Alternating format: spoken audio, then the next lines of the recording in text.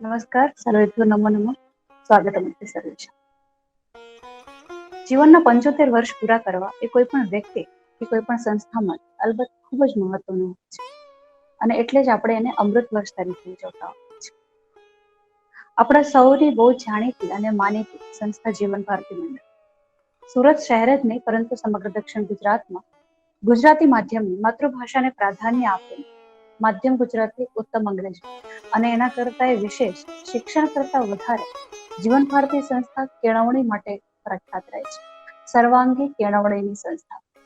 અને એ સંસ્થા જ્યારે 75 વર્ષ પૂરા કરતી હોય ત્યારે એની સફળતાનો શ્રેય અને એના સફળતાના માપદંડ એ બંને જ એમાંથી નીપજેલા ઉત્તમ વિદ્યાર્થી કે જેઓ રાષ્ટ્રમાં ઉત્તમ નાગરિક તરીકે અને વિશ્વ માનવી તરીકે પોતે કાર્યરત છે એ જ હોય છે.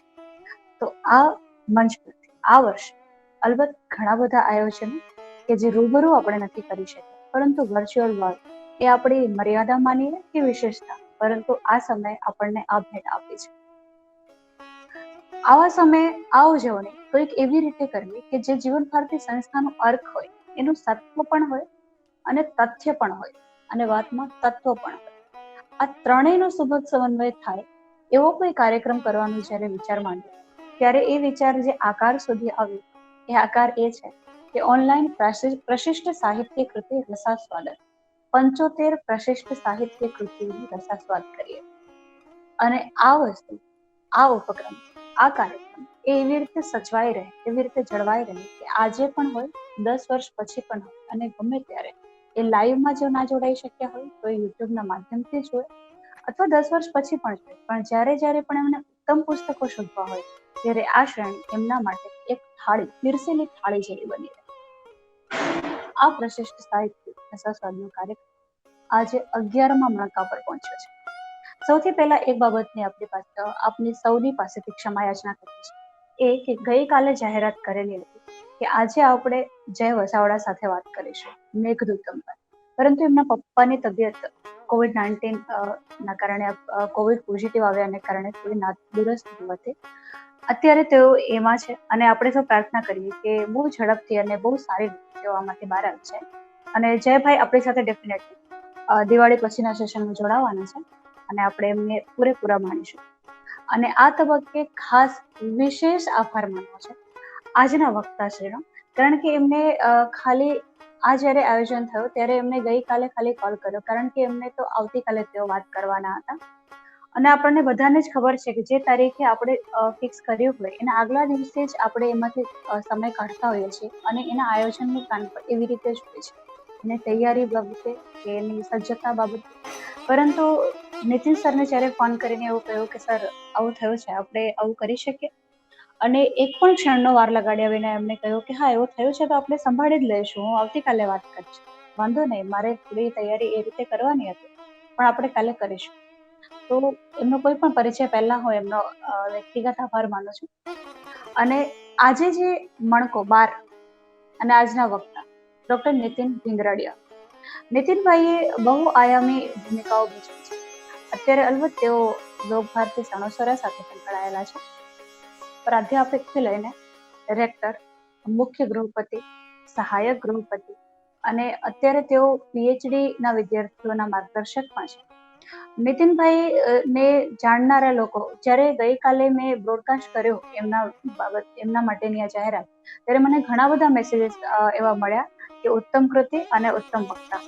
તો એ બાબતનું પ્રમાણ છે કે જેટલા લોકો નીતિનભાઈને જાણે છે, તેમના વક્તવ્યથી તેઓ પરિચિત છે, તેમની સજ્જતાથી તેઓ વાકેફ છે, અને જેટલી વાર પણ મારે એમની સાથે વાત થઈ છે એટલી વાર સજ્જતાનો રણકો હંમેશા પડતો રહ્યો છે. નીતિનભાઈ ગુજરાતી વિભાગ લોક સેવા મહાવિદ્યાલય લોક ભારતી સણોસરા સાથે અત્યારે છે, કોલમિસ્ટ છે, આચાર્ય રહ્યા છે, પ્રાધ્યાપક રહ્યા છે, મેં કહ્યું એમ ગૃહપતિ રહ્યા છે, લખતા રહ્યા છે, અનેક સંશોધન પત્રો એમને રજૂ કર્યા છે. પણ આ બધાની ઉપર તેઓ એક માર્મિક વાચક છે, અને એમનો પરિચય આજે થશે આપણને સૌને, ખાસ કરીને મને, કારણ કે આ મારો એમની સાથેનો પહેલો પરિચય છે. અને આજની કૃતિ છે દીપ નિર્માણ. સંજોગ એટલો સુભગ છે કે તેઓ પોતે સણોસરા સાથે છે, એટલે કે દર્શક ના કાર્ય સાથે, એમની વિધિઓ સાથે, એમના વિચારો સાથે તેઓ બહુ સારી રીતે પરિચિત છે. ઘનિષ્ઠ રીતે સંકળાયેલા હોય. અને જે પુસ્તક છે એ પણ મનુદાદાનું છે, એટલે કે મનુભાઈ પંચોળી દર્શકનું દીપ નિર્વાણ. હું જરાક પણ સમય લઉં એના પહેલા મારે બસ એક રિક્વેસ્ટ કરવી છે સૌને, કે જે કોઈ પણ મિત્રો જોડાય છે, આજે નીતિનભાઈ સ્ક્રીન શેર કરવાના છે એટલા માટે સ્ક્રીન શેરનો ઓપ્શન જે છે ઓપન રાખ્યું છે.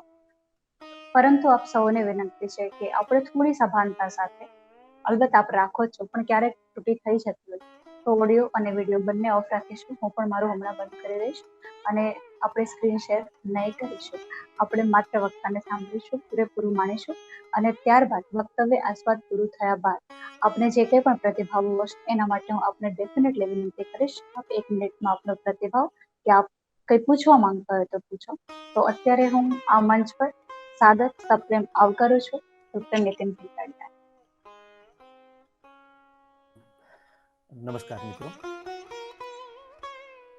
સૌથી પહેલા જીવન ભારતી સંસ્થા 75 વર્ષનો મંગલ પ્રવેશ કરી રહી છે, ત્યારે એ મંગલ પ્રવેશની ઉજવણી એમણે આવી પ્રશિષ્ટ સાહિત્ય કૃતિઓ છે એના આસ્વાદ કાર્યક્રમ થકી કરવાનું વિચાર્યું. એ બહુ જ અભિનંદનને પાત્ર અને પ્રશંસનીય કહી શકાય એવો નિર્ણય છે. તો આ નિર્ણય બદલ જીવન ભારતી સંસ્થાને હું હૃદયથી અભિનંદન પાઠવું છું. બેને મારા પરિચયમાં થોડા નિર્દેશો કર્યા. હું અપેક્ષા રાખું કે આ પરિચયમાં હું મારી વાત આ પરિચય પ્રમાણેની એ સાચી ઠરાવી શકું. યોગાનુયોગ છે કે જ્યારે મને બેનનો ફોન આવ્યો કે તમે કોઈ કૃતિ પર વાત કરો આ પ્લેટફોર્મ પરથી, તો મેં દીપ નિર્વાણ નામની કૃતિ પસંદ કરી. એની પાછળ પણ મારા ચોક્કસ ખ્યાલો છે. શક્ય બનશે તો હું કેટલાક એના ઉલ્લેખો એ વચ્ચે વચ્ચે કરતો જઈશ. પણ સૌથી વધારે આનંદની ઘડી એ છે કે આજે હું જે સંસ્થાના ઉપક્રમે આ વાત કરી રહ્યો છું એ છે જીવન ભારતી. હું ભૂલતો ન હોતો મારી માહિતી મુજબ જ્યોતિન્દ્ર દવેથી શરૂ કરીને હિમાંશી શેલત જેવા બહુ પ્રતિષ્ઠિત સર્જકો આ સંસ્થામાંથી અભ્યાસ કરીને ગયા છે. ગાંધી મૂલ્યો સાથે જોડાયેલી આ સંસ્થા અને સાથોસાથ હું જે સંસ્થામાંથી અત્યારે બેસીને વાત કરી રહ્યો છું એ પણ ગાંધી મૂલ્યો સાથે જોડાયેલી સંસ્થા છે. એટલે લોક ભારતીથી શરૂ કરીને જીવન ભારતી સુધીનો આજનો આ થોડા સમય માટેનો આપણો એક પ્રવાસ હશે. આમ તો લોક ભારતી અને જીવન ભારતી બંનેમાં છેલ્લો શબ્દ કોમન છે અને એ છે ભારતી. ભારતી એટલે સરસ્વતી. અત્યારે જે કોઈ જોડાયા હશે એ પણ કાં તો સરસ્વતીના ઉપાસકો હશે અને કાં તો સરસ્વતીના ચાહકો હશે. કોઈને કોઈ ઉપક્રમે એમને સરસ્વતીની સાધના કરવાનું એ પસંદ પડતું હશે. એટલે ભારતી બંનેમાં સમાન છે, પણ લોક અને જીવન બંને શબ્દો આ બંને સંસ્થાની સાથે જુદા જુદી રીતે સંકળાયેલા છે. જીવન અને લોક એ બંને પણ અભિન્ન છે, એકબીજાના પરસ્પર પૂરક પણ છે. તો મને આનંદ છે એ વાતનો કે આ જીવન અને લોકને બંનેને સાંકળતી એવી સરસ્વતીની આખી યાત્રા ચાલુ રાખનારી સંસ્થાના ઉપક્રમે મારે લોક ભારતીમાંથી આ વાત કરવાનું બન્યું છે. વિશેષ સંયોગ એ પણ છે કે હું જે સંસ્થામાં બેઠો છું, હું જે સંસ્થામાં છેલ્લા વર્ષોથી કાર્યરત છું, એ સંસ્થા જેમને પોતાના આત્મબળથી, જેને પોતાના તપોબળથી સિંચીને ઊભી કરી છે, એવા નાનાભાઈ ભટ્ટ અને મનુભાઈ પંચોળી જેવા શિક્ષણ ક્ષેત્રના બહુ જ મોટા ગજાના માણસો એમણે આ સંસ્થામાં જે રીતે કામ કર્યું હશે, પોતાનું જીવન દર્શન અને પોતાનું શિક્ષણ દર્શન એમણે આ સંસ્થામાં હરેક ક્ષણે હરેક સ્થાને રોપ્યું હશે. એના સ્પંદનો મને પણ ઝીલવાના કોઈ અંશે એ મળ્યા છે. એ મારો અંગત રાજીપો છે. તો આ એક ઉપક્રમે લોક અને જીવનને બંનેને પરસ્પર પૂરક રાખીને હું એવું પણ કહું કે જે કૃતિની મારે વાત કરવી છે એ ભલે ઐતિહાસિક વિષય વસ્તુવાળી કૃતિ હોય, પણ આખી કૃતિમાંથી લોક અને જીવન ક્યાંય બાકાત થયું નથી. જીવન અને લોક એ બંનેની પરસ્પર સાંકળતી કડીઓ તમને આખી નવલકથામાંથી એ જોવા મળશે. થોડા નિર્દેશો હું આગળ ઉપર જતા તમને કરીશ. જીવનને સંસ્કારી બનાવવા માટે સાહિત્યનો સહવાસ બહુ જરૂરી છે. મને આ સમયે પ્રારંભે મનુભાઈની એક વાતનો ઉલ્લેખ કરવાનું મન થાય છે. મનુભાઈ પાસેથી બહુ સરસ મજાનું એક પુસ્તક મળ્યું. અત્યારે મને સાંભળી રહ્યા સૌ શ્રોતાજનોને મારી નમ્ર વિનંતી હશે કે યથા અવકાશ તમે પણ આ પુસ્તકમાંથી પસાર થશો. એ પુસ્તક છે મારી વાચન કથા. બહુ નાનકડી પુસ્તિકા આમ છે, પણ મનુભાઈમાંથી દર્શકનો જે ચેતો વિસ્તાર થયો, એટલે કે વ્યક્તિ મનુભાઈ અને સર્જક દર્શક, એ બંનેની વચ્ચેનો શું મૂળભૂત તફાવત છે, મૂળભૂત અંતર છે, એનો હૃદય સુંદર આલેખ આપણને આ મારી વાચન કથા નામના પુસ્તકમાંથી મળે છે. મારી તમારી જેવા એક સામાન્ય વ્યક્તિ તરીકે મનુભાઈ હતા, અને એમાંથી યાત્રા કરતા કરતા એના ચિત્તની અંતરની યાત્રા થતી થતી એક પ્રબુદ્ધ મનુષ્ય સુધી પહોંચ્યા, શીલભદ્ર સાહિત્યકાર સુધી પહોંચ્યા. અને આ પહોંચાડનારું તત્વ કયું હતું? તો એનું એ જે રસાયણ છે, એ રસાયણની આખી વાત બહુ માર્મિક રીતે, સુંદર રીતે એ મારી વાચન કથામાં મનુભાઈએ કરી છે. આમ તો ગુજરાતી સાહિત્યમાં જ્વલ્લે જ જોવા મળે એવા પ્રકારની આ કૃતિ છે. કોઈક વ્યક્તિ સામાન્ય મટીને વ્યક્તિ વિશેષ બની શકે, અને એ વ્યક્તિ વિશેષ બનાવનારા જે તત્વો છે, એ તત્વોનો સુંદર હિસાબ, લેખાજોખા એ કોઈ કૃતિમાં આપણને મળતો હોય. એટલે કે પોતે કેવા પ્રકારની વાચન સામગ્રીમાંથી પસાર થયા અને શું શું વાંચ્યું ને કેવી રીતે એ વાચન સામગ્રી એને પ્રભાવિત કરી. સારું નબળું બધું જ વાચન આપણી સામે હોય છે, અને એમાંથી આપણા જીવનને ઉપયોગી, આપણી ચેતનાને સંસ્કારી શકે એવા પ્રકારની વાચન સામગ્રીમાંથી આપણે પસાર થવાનું હોય છે. સારા નરસાનો વિવેક જાળવીને આપણે એક ઉત્તમ કૃતિ કઈ કહેવાય ત્યાં સુધી પહોંચવાનું હોય છે. તો મનુભાઈએ મારી વાચન કથામાં એવું નોંધ્યું છે કે મુઠ્ઠી સાકર ભોજનને મીઠું કરે છે, તેમ આપણી ઉત્તમ કૃતિઓ પણ જીવનને મધુર બનાવે છે.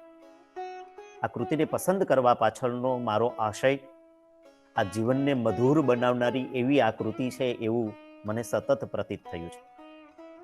મને સાંભળી રહ્યા હશે, જેમને મનુભાઈને સારી રીતે વાંચ્યા હશે એવા સૌ સુજ્ઞજનો, એને પ્રશ્ન થઈ શકે કે શા માટે મેં મારી વાચન કથાનું આ એક અવતરણ અહીંયા નોંધ્યું છે. નોંધવા પાછળનો મુખ્ય મારો જે ઉદ્દેશ છે એ છે કે બીજી કોઈ કૃતિ મેં પસંદ ન કરી અને મેં દીપ નિર્વાણ પસંદ કરી. તો મને અંગત રીતે આ ગમતી કૃતિ છે એટલે પણ છે, અને બીજું કે પ્રશિષ્ટ કૃતિના ખાનામાં કેટલાક અંશે બરાબર ગોઠવાઈ શકે એવા પ્રકારની એક કૃતિ છે. અને બીજું, મારે જે સરસ્વતીની વાત કરવી છે, એટલે કે જીવનની સરસ્વતી અને લોકની સંસ્કૃત સરસ્વતીની વાત કરવી છે, એ એમાં બરાબર વણાયેલી છે, બરાબર સંયોજિત થયેલી છે. અને એટલે આ ઉત્તમ કૃતિ જે જીવનને મધુર બનાવી શકે છે એવી એક સીમાચિહ્ન રૂપ, ઉદાહરણ રૂપ એવી કૃતિ મેં પસંદ કરી છે. તો પ્રારંભે એક આ સ્પષ્ટતા સાથે ઉમાશંકર જોશી દર્શક એટલે શું એવું કહેતા એવું કહે છે કે સામેનું તેજ, સામેનું તેમજ પાછળનું બધું જ દ્રષ્ટિમાં ભરી લેનાર, પોતાની સાથે સાથે જે પ્રગટ થવા કરે છે તેને પણ દ્રષ્ટિમાં સમાવવા મથનાર, એને દર્શક કહી શકાય. દીપનિર્વાણ નવલકથામાંથી આપણે સૌ પસાર થઈએ તો સતત આ પ્રતીતિ એક દર્શક તરીકેની આપણને થયા કરે. હરેક પ્રકરણોમાં આ દર્શક હોવાના પ્રમાણ આપણને મળ્યા કરે છે. પોતાની સામે છે અને પોતાની પાછળ છે, એને બધા જ ને એ દ્રષ્ટિમાં ભરી લે છે. જો દર્શક પાસેથી જે કંઈ સાહિત્ય મળ્યું છે એમાં સાંપ્રત સમયની કેટલીક બાબતો પણ વણી લેવાય છે, અને દર્શક ભૂતકાળના તો અદ્ભુત ચાહક છે, એટલે કે આપણો જે વારસો છે, આપણો જે વૈભવ છે, એના પ્રત્યે એને બહુ જ અનુરાગ છે.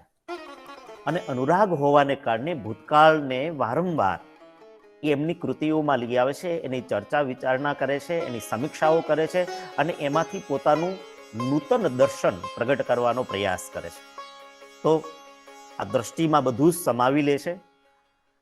પોતે સમાવે છે એટલું જ નથી, પોતાના સર્જન દ્વારા, પોતાની ઉત્તમ કૃતિઓ દ્વારા એ ભાવક અને વાચકને પણ આ રસથાળ પહોંચાડે છે. એટલે અમૃત પળોનું આચમન આ કૃતિઓ થકી અને પોતાના દર્શન થકી દર્શક આપણને સતત કરાવતા હોય એવી પ્રતીતિ આપણને એમના સર્જનમાંથી પસાર થતા જોવા મળશે. મારી વાચન કથા નામનું જે પુસ્તક છે, એ પુસ્તકમાં એક રસિક કવિજનનો ઉદાહરણ, એક સંસ્કૃત શ્લોક મનોદયાએ ટાંક્યો છે. એમણે એ પુસ્તકમાં છેલ્લે, પુસ્તકના અંત ભાગમાં એમણે એવું કહ્યું કે આ સંસારના વિષ વૃક્ષને અનેક ફળો બેસે છે, પણ તેમાં બે જ ફળો મીઠા રસાળ છે. એક કાવ્યરસનો આસ્વાદ, કાવ્યરસ એટલે સાહિત્ય કૃતિ, અને બીજું સજ્જનોનો સમાગમ. જીવન ભારતીએ જે ઉપક્રમ ગોઠવો છે એમાં સતત આજે આ 12મા મણકામાં કાવ્યરસનો આસ્વાદ, સાહિત્ય કૃતિનો આસ્વાદ તમારી સામે થઈ રહ્યો છે. એટલે એ તો તમને માણવા જ મળે છે. પણ બીજું, મનોદયાએ આ દીપનિર્વાણ નવલકથામાં કેટલાક એવી પાત્ર સૃષ્ટિ ઊભી કરી છે, કેટલાક એવું ચરિત્ર વિધાન રચ્યું છે કે જે સતત આપણને સજ્જનોનો સમાગમ કરાવે છે.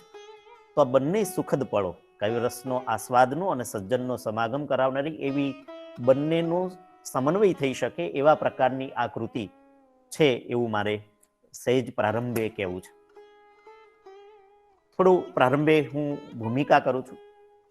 કલાકૃતિના માપદંડોમાં કદાચ આ કૃતિ ઉત્તમ કૃતિ તરીકે ઉત્તીર્ણ ન થાય એવી છે, એનો પ્રારંભે સ્વીકાર કરું છું. કોઈ મને કહી શકે કે તમે પ્રશિષ્ટ કૃતિમાં ઝેર તો પીધા છે જાણી જાણી, સોક્રેટીસ, કુરુક્ષેત્ર વગેરે કૃતિઓને કેમ પસંદ ન કરો અને દીપનિર્વાણને પસંદ કરો? પણ મારે એક જુદા હેતુથી આ કૃતિ પસંદ કરવાનું નિમિત્ત બન્યું. શરૂઆતમાં સહેજ નિર્દેશ કર્યો છે, ફરી પાછો હું એને કહું છું તમને કે આ કૃતિ જેવી રસિકતા ઊભી કરે છે, ભાવકને રસજ્ઞતાથી ભીંજવી દે છે, એ દ્રષ્ટિએ આ કૃતિ પસંદ કરવાનું મેં પસંદ કર્યું છે. વાચક પ્રિય તો છે, પણ ભાવક ભોગ્ય પણ કૃતિ છે. હું આ નિમિત્તે વધુ એક વાર આ કૃતિમાંથી પસાર થતો હતો. હું કદાચ કોઈ આત્મશ્લાઘા વિના કહેવા માંગુ છું કે 12મી વાર આ કૃતિમાંથી હું પસાર થયો અને સતત હું એ તપાસ્યા કરતો હતો કે આ કૃતિ મને ક્યાં કંટાળો આપે છે. પુનર્વાચન થકી પણ આ કૃતિ મને જો કંટાળો આપે તો એ કૃતિ રસજ્ઞ કૃતિ નથી, એટલે કે રસ પાડતી નથી એવું હું અનુભવી શકું. પણ મારે કહેવું જોઈએ, આ કૃતિની વાચનમાંથી હું પસાર થતો હતો એ દરમિયાન જ તે મારા એક સુરતના જ મિત્ર પ્રવીણ સલિયાની સાથે મારે ચર્ચા થતી હતી. તો એમણે મને બહુ જ આનંદ પમાડે એવું કહ્યું કે બીજા એક અહીંયા લોકભારતીમાં ભણેલા એવા એક વ્યક્તિ વિશેષ, એમણે આ કૃતિ 25 થી 30 વાર વાંચી છે. એટલે મને ઘણું બધું આશ્વાસન મળ્યું કે ઉત્તમ કૃતિ વાચકને શા માટે વારંવાર વાંચવા માટે પ્રેરે છે અને જુદી જુદી રીતે એનું ભાવન કરવા માટે એ ઉશ્કેરે છે. પહેલી વખતના વાંચન, બીજી વખતના વાંચન, ત્રીજી વખતના, એમ વારંવારના વાંચન વખતે જુદા જુદા પ્રકારની ભાવનની પ્રક્રિયા એ કૃતિમાંથી પસાર થતી વેળે થતી હોય છે. તો મને કેટલાક એવા પ્રમાણો આકૃતિમાંથી, એવા તથ્યો આકૃતિમાંથી, એવા સર્જનાત્મક ઉન્મેષો આકૃતિમાંથી સાંપડ્યા કે મને પહેલા, બીજા કે ત્રીજા વાંચને નહોતા મળ્યા અને જે પછીના વાંચન પછી એ પ્રાપ્ત થયા. હું કદાચ સમય રહેશે તો આગળ ઉપર જતા કશ આ કૃતિનો એક પાત્ર, નવલકથામાં પ્રણય ત્રિકોણની જે વાત છે અને એમાંનું એક પાત્ર એટલે કે ખલ પાત્ર સુદત. આ સુદત દરેકને નવલકથામાંથી પસાર થાવ એટલે પ્રથમ દ્રષ્ટિએ એવું લાગે કે આ પ્રકારના માનવીય અવગુણોથી ભરેલું છે. ઘણી બધી જગ્યાએ એના સારા પાસા, ઉજ્જવળ પાસા તો છે જ, પણ મને કૃતિમાંથી પસાર થયા પછી 5મી 7મી વારના વાંચન પછી મને એવું લાગ્યું સતત, અને એવા કેટલાક તથ્યો એમાંથી કૃતિમાંથી સાંપડ્યા કે કદાચ એવું પણ બની શકે કે આ નવલકથાનું ખલપાત્ર સુદત છે એ દર્શકની કલમમાંથી બહાર નીકળીને, દર્શકના ચેતો વિસ્તારમાંથી બહાર નીકળીને દર્શકના પેલા ચરિત્ર નિર્માણની આખી જે સીમાઓ છે એ ઓળંગી જઈને પોતાની રીતે સ્વેર વિહાર કરે છે. એટલે પરિમાણહીન અને પરિમાણ સભર એવા બે પ્રકારની પાત્ર સૃષ્ટિ જે નવલકથામાં હોય છે, એમાં પરિમાણ સભર એવું પાત્ર મને સતત સુદત દેખાયું છે. હું પાછળથી કદાચ સમય હશે તો એનો ઉલ્લેખ કરીશ. તો આ કૃતિ વાચક પ્રિય છે અને ભાવક ભોગ્ય છે. સતત ને સતત વાચકને રસ ઉદ્દીપ્ત કર્યા જ કરે, નવા નવા રસોનું અનુભૂતિ એ કરાવ્યા જ કરે. પુનર્વાચન કરતા એ સતત ને સતત આપણને તાજગી સભર લાગે છે, અને પુનર્ભાવનમાં પણ તરોતાજા લાગનારી એવી આ કૃતિ છે એવું પણ કહી શકું. કદાચ કોઈક શ્રોતાવર્ગ એવો હશે, મેં એવું અનુમાન કર્યું કે દર્શકના સમગ્ર સાહિત્ય સર્જનનો એને પરિચય નહીં હોય, એટલે હું તમારી સામે થોડી કૃતિઓના નિર્દેશો મૂકું છું. કબ્રસ્તાનથી શરૂ થયેલી એમની નવલકથાની આખી યાત્રા બંદીઘર, બંધન અને મુક્તિ, પ્રેમ અને પૂજા, દીપ નિર્વાણ, સોક્રેટિસ, જડતો પીધા છે જાણી જાણી, કુરુક્ષેત્ર અને મુક્તિ મંગલા સુધી વિસ્તરી. મુક્તિ મંગલા એમની અધૂરી રહેલી નવલકથા છે. જો એ નવલકથા પૂરી થઈ હોત તો બહુ જ ઉત્તમ નવલકથા પણ એ ઘણી ગુજરાતી સાહિત્યને મળી હોત, એ પણ સ્વીકારવું રહ્યું. આ બધી જ નવલકથાઓ છે એનો પ્રમુખ વિષય અથવા તો એની કથા વસ્તુ છે એ ઐતિહાસિક છે. ઇતિહાસ એ દર્શકનો પ્રિય વિષય છે. ઇતિહાસનું ચિંતન અને આગવું દર્શન એમની નવલકથામાંથી હર હંમેશ પ્રગટતો આપણને જોવા મળશે. અને બધી જ નવલકથામાંથી પસાર થતી વળે સતત એવું થાય કે દર્શક એ કેવા બહુમુખી, બહુપરિમાણી અને સર્વતોમુખી એવા સર્જક છે. એટલે કે સમાજશાસ્ત્રી એનું સમાજ વિજ્ઞાનનું જ્ઞાન છે, એમનું રાજક્ષેત્રનું એટલે કે રાજ્યશાસ્ત્રનું જ્ઞાન છે, એનું મનોવિજ્ઞાનનું જ્ઞાન છે, એનું અર્થશાસ્ત્રનું જ્ઞાન છે, એમનું ઇતિહાસનું, સંસ્કૃતિ ચિંતકનું જે જ્ઞાન છે, એ બધા જનું રસાયણ એ એમની નવલકથામાં થતું સતત આપણને જોવા મળશે. તો આ બધી નવલકથાઓ છે અને બહુ જ યશસ્વી નવલકથાઓ છે. ઝેર તો પીધા છે જાણી જાણીને આપણા સાહિત્યના આસ્વાદકો, વિવેચકો, સાહિત્યના મર્મજ્ઞો એ તો ગોળરામની સરસ્વતીચંદ્ર પછીના સ્થાને મૂકવા પણ પ્રેરાયા છે.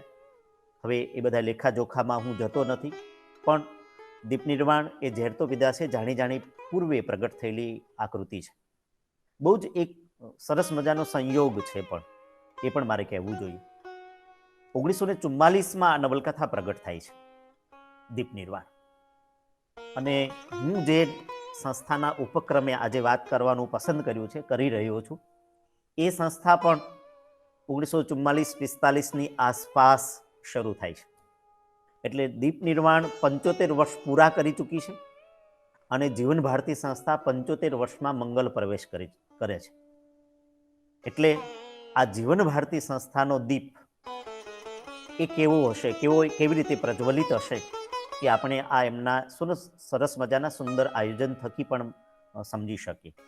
તો એવી એક કૃતિ કે જ્યારે 75 વર્ષનું આયુ પૂરું કર્યું, 14 જેટલી આવૃત્તિ, પુનર્મુદ્રણ ને સંવર્ધિત આવૃત્તિ એમ કરતા કરતા 14 આવૃત્તિઓ આ નવલકથાની પ્રગટ થઈ છે.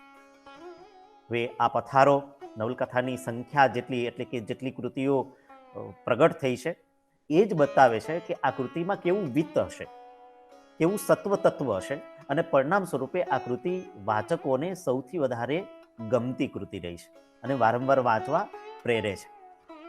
એના આગળના ઉલ્લેખો હું તમારી સામે એ કરીશ. મને એક કોટેશન નોંધવાનું મન થયું.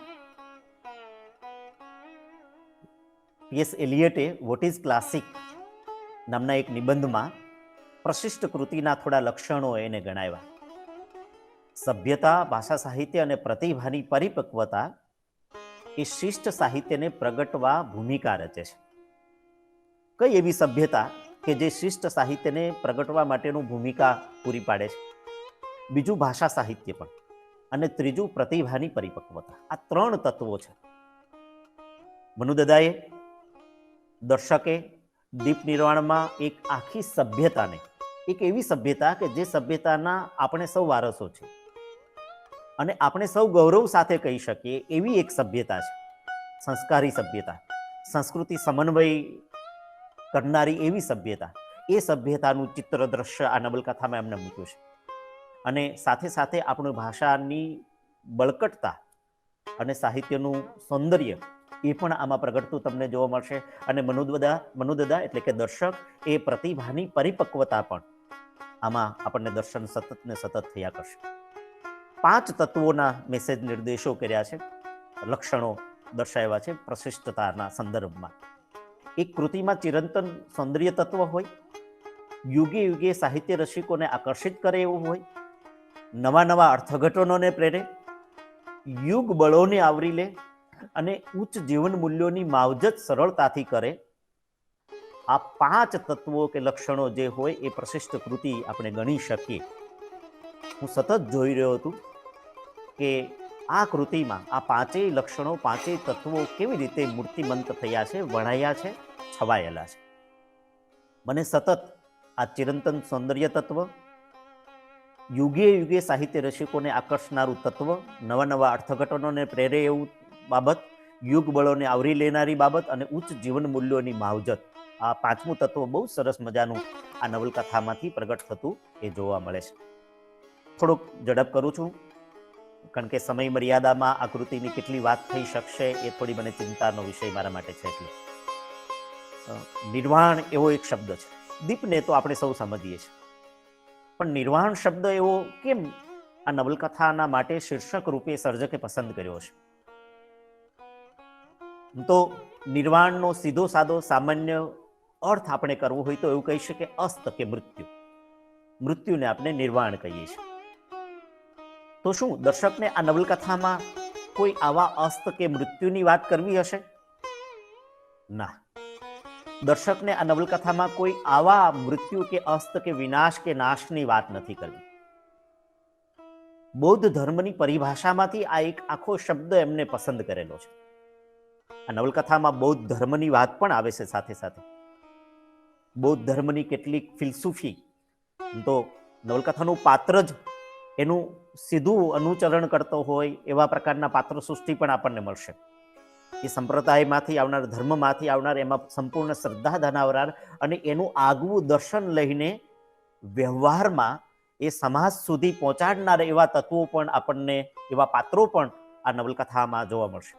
એટલે બૌદ્ધ ધર્મની પરિભાષામાંથી એ નિર્વાણ એવો શબ્દ એમને પસંદ કર્યો છે. આપણે સૌ લગભગ આ નિર્વાણ શબ્દથી મોટાભાગે અવગત હશું. નિર્વાણ એટલે મુક્તિ બૌદ્ધ પરિભાષામાં. કઈ મુક્તિની વાત સર્જક અહીંયા કરવા માંગે છે? આ યશસ્વી મુક્તિની કીર્તિ ગાથા એમણે આ નવલકથામાં મૂકી છે. પ્રજાસત્તાક એવા ગણ દીવડાની મુક્તિની સંવેદન કથા એમણે આ નવલકથામાં આલેખી છે. કેવા આ પ્રજાસત્તાક ગણ દીવડાઓ હતા અને એમની મુક્તિની સંવેદન કથા, એટલે કે મુક્તિ માટેનો જે સંઘર્ષ એમણે કર્યો. મુક્તિ એટલે અંત નહીં, મુક્તિ એટલે જ્યાં અંત છે ત્યાંથી એક નવો ઉદય, નવો પ્રારંભ, નવો શુભારંભ, એવું દર્શકને કહેવું છે. કારણ કે ગણ ભાવના છે, એ ગણ ભાવના એ ક્યારેય મૃત્યુ ન પામે એવા પ્રકારની છે. અને સર્જક ચાહતા નથી, ઈચ્છતા નથી કે આ ગણ ભાવનાનો અંત અહીંયા છે. અંત એને દર્શાવવો જ નથી, અંતમાં એમને રસ જ નથી. એમને તો નવા પ્રારંભનો, નવા ઉદયની વાત કરવી છે. અને પહેલા આપણા બહુ એક જાણીતા, ભલે કોડિયું નાનું હું એવું કહેવાય છે, બરાબર, અને છતાં એક અંધારાને એ જે રીતે છેદી ભેદી શકે છે, એક ઓરડાને ઉજાળી શકે છે, એમ આવા ગણ દીવડા રૂપી ગણ રાજ્યો જે હતા એની એક કથા સરસ મજાની આ નવલકથામાં દર્શકે આપણી સામે મૂકી છે. ક્યાંથી આવિષ્કરણ થયું આ નવલકથાનું? કેવી રીતે આ નવલકથા લખવાની પ્રેરણા એમને મળી અથવા તો ધક્કો લાગ્યો? આ પણ બહુ મહત્વની અને મજાની વાત છે. મારે એ કહેવું જોઈએ આપ સૌને કે દર્શક મેધાવી સર્જક છે. શીલભદ્ર સર્જક તો છે જ, પણ મેધાવી છે. એના સર્જનમાંથી, સમગ્ર સર્જનમાંથી પસાર થઈએ તો એનો સતત પરિચય આપણને મળ્યા કરે. પણ વિશ્વ સાહિત્યનો અને વિશ્વના ઇતિહાસોનો ઊંડું અધ્યયન ચિંતન કરનારા એવા સર્જક છે. એટલે પ્લુટાર્કની ચરિત્ર કથાઓ એમણે કેટલીક વાંચી, એમાં ખાસ કરીને થેમિસ્ટાકલી અને એરિસ્ટિડીઝ ધી જસ્ટ નામની 2 ચરિત્ર કથાઓ વાંચી. બંને ચરિત્ર કથાઓમાં એક વાત હતી અને દર્શક એનાથી અભિભૂત થઈ ગયા, પ્રભાવિત થયા. શું હતી? તો કે 2 બાળ મિત્રો એક પ્રેમિકાને માટે સંઘર્ષ કરે, બંને વચ્ચે મતભેદ સર્જાય, વિચારભેદ સર્જાય અને એ મતભેદ અને એ ઝઘડો છેક રાજ્ય વ્યવસ્થા સુધી વિસ્તરે, રાજ્ય એ લંબાય. તો આવી એક વાત આ ચરિત્ર કથાઓમાં એમને જોવા, વાંચવાની મળી અને તરત જ આના પર લખાવવું જોઈએ એનો એક વિચાર એની અંદર સ્ફુર્યો. ચાલ્યા કર્યું અંદર બ્રહ્માંડ ચિત્તમાં. સાથે સાથે ગ્રીસના ગણરાજ્યોનો અદ્ભુત ઇતિહાસ પણ એમને જુદી જુદી જગ્યાએ વાંચ્યો. પણ બન્યું એવું કે હજી દર્શક પોતે પોતાની સર્જક કેફિયતમાં નોંધે છે કે હજી તો હું મારા દેશની પણ પૂરી ભૂમિ ભમ્યો નથી અને આ પરદેશની વાત કરવામાં કંઈ અન્યાય થઈ બેસે એવું તો નહીં થાય ને. એટલે કે આત્મચિંતન ચાલ્યું અંદર અને પછી આત્મપરીક્ષણના અંતે થોડું બીજું વાંચન થયું. મારે એ પણ ઉલ્લેખ કરવો છે. 1942માં દર્શક હિન્દ છોડો આંદોલનની ચળવળમાં જોડાયા અને એ દરમિયાનનો જે જેલવાસ ભોગ્યો, એ દરમિયાન જે કેટલું સાહિત્ય ઇતિહાસના ગ્રંથો એમને વાંચવાના મળ્યા, એના કારણે આ એક નવલકથા આવિષ્કરણ પામી. એની ફલશ્રુતિ છે આ નવલકથા. એટલે નાના પ્રજાસત્તાક રાજ્યોનો જે ઇતિહાસ આપણો પણ હતો એ એમણે જાણ્યો. ગણરાજ્યો વિશે વાંચ્યું અને બહુ સરસ મજાનું સુખદ આદર ભાવ સાથે એક આશ્ચર્ય પણ એમનો વધ્યું કે પશ્ચિમના જે કેટલાક ગણરાજ્યોની વાત છે, પશ્ચિમના નાના નાના રાજ્યોની ચરિત્ર કથાઓ છે એ અને ભારત વર્ષના એટલે કે આર્યાવર્તના વાહિક દેશના ગણરાજ્યો છે એ બંનેની વચ્ચે બહુ અદ્ભુત સામ્ય છે, સમાનતા છે.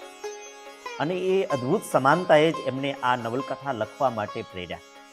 બીજું પણ એક સ્પાર્ટાની કથાઓ વાંચતા હતા અને એવી જ આપણા ગણરાજ્યમાંનો એક ગણરાજ્ય એટલે કઠગણ, એ બંનેની વચ્ચેનું પણ એક સામ્ય જોવા મળ્યું. સ્પાર્ટામાં જન્મનાર વ્યક્તિ છે એ જન્મતા વેત જ એ બાળક જો કુપોષિત હોય, નિર્બળ હોય તો એને મારી નાખવામાં આવે. કઠગણમાં પણ આવો જ એક રિવાજ છે કે બાળકનું પરીક્ષણ થાય રાજવૈદ્યના હાથ નીચે અને પરીક્ષણ થાય અને પછી જો એ બાળક જીવવા માટે એટલે કે સક્ષમ ન હોય, તંદુરસ્ત ન હોય તો એને મારી નાખવામાં આવે, ફેંકી દેવામાં આવે ખીણમાં. તો આવું પણ એક સામ્ય એમને જોયું. પણ 2 વસ્તુ બહુ જ મહત્વની છે. ટાગોરના શબ્દોમાં દર્શકે નોંધ્યું છે કે ગ્રીકની સંસ્કૃતિ એ ઈંટ ચૂનાના પારણામાં ઉછરી હતી, જ્યારે ભારતીય સંસ્કૃતિ, આર્ય સંસ્કૃતિ છે એ વન વૃક્ષોની છાયામાં ઉછરી છે. આ બંને સંસ્કૃતિની વચ્ચેનો બહુ મોટો પાયાનો ભેદ છે અને દર્શક બરાબર જાણે છે. આપણે આ નવલકથામાં આ આર્ય સંસ્કૃતિની જે વિશેષતાઓ છે, એની ભવ્યતા છે, એનો જે વૈભવ છે, એનો પરિચય આ નવલકથામાંથી પસાર થતા આપણે કરી શકીએ. આર્યાવર્તમાં જુદા જુદા પ્રકારના ગણો હતા.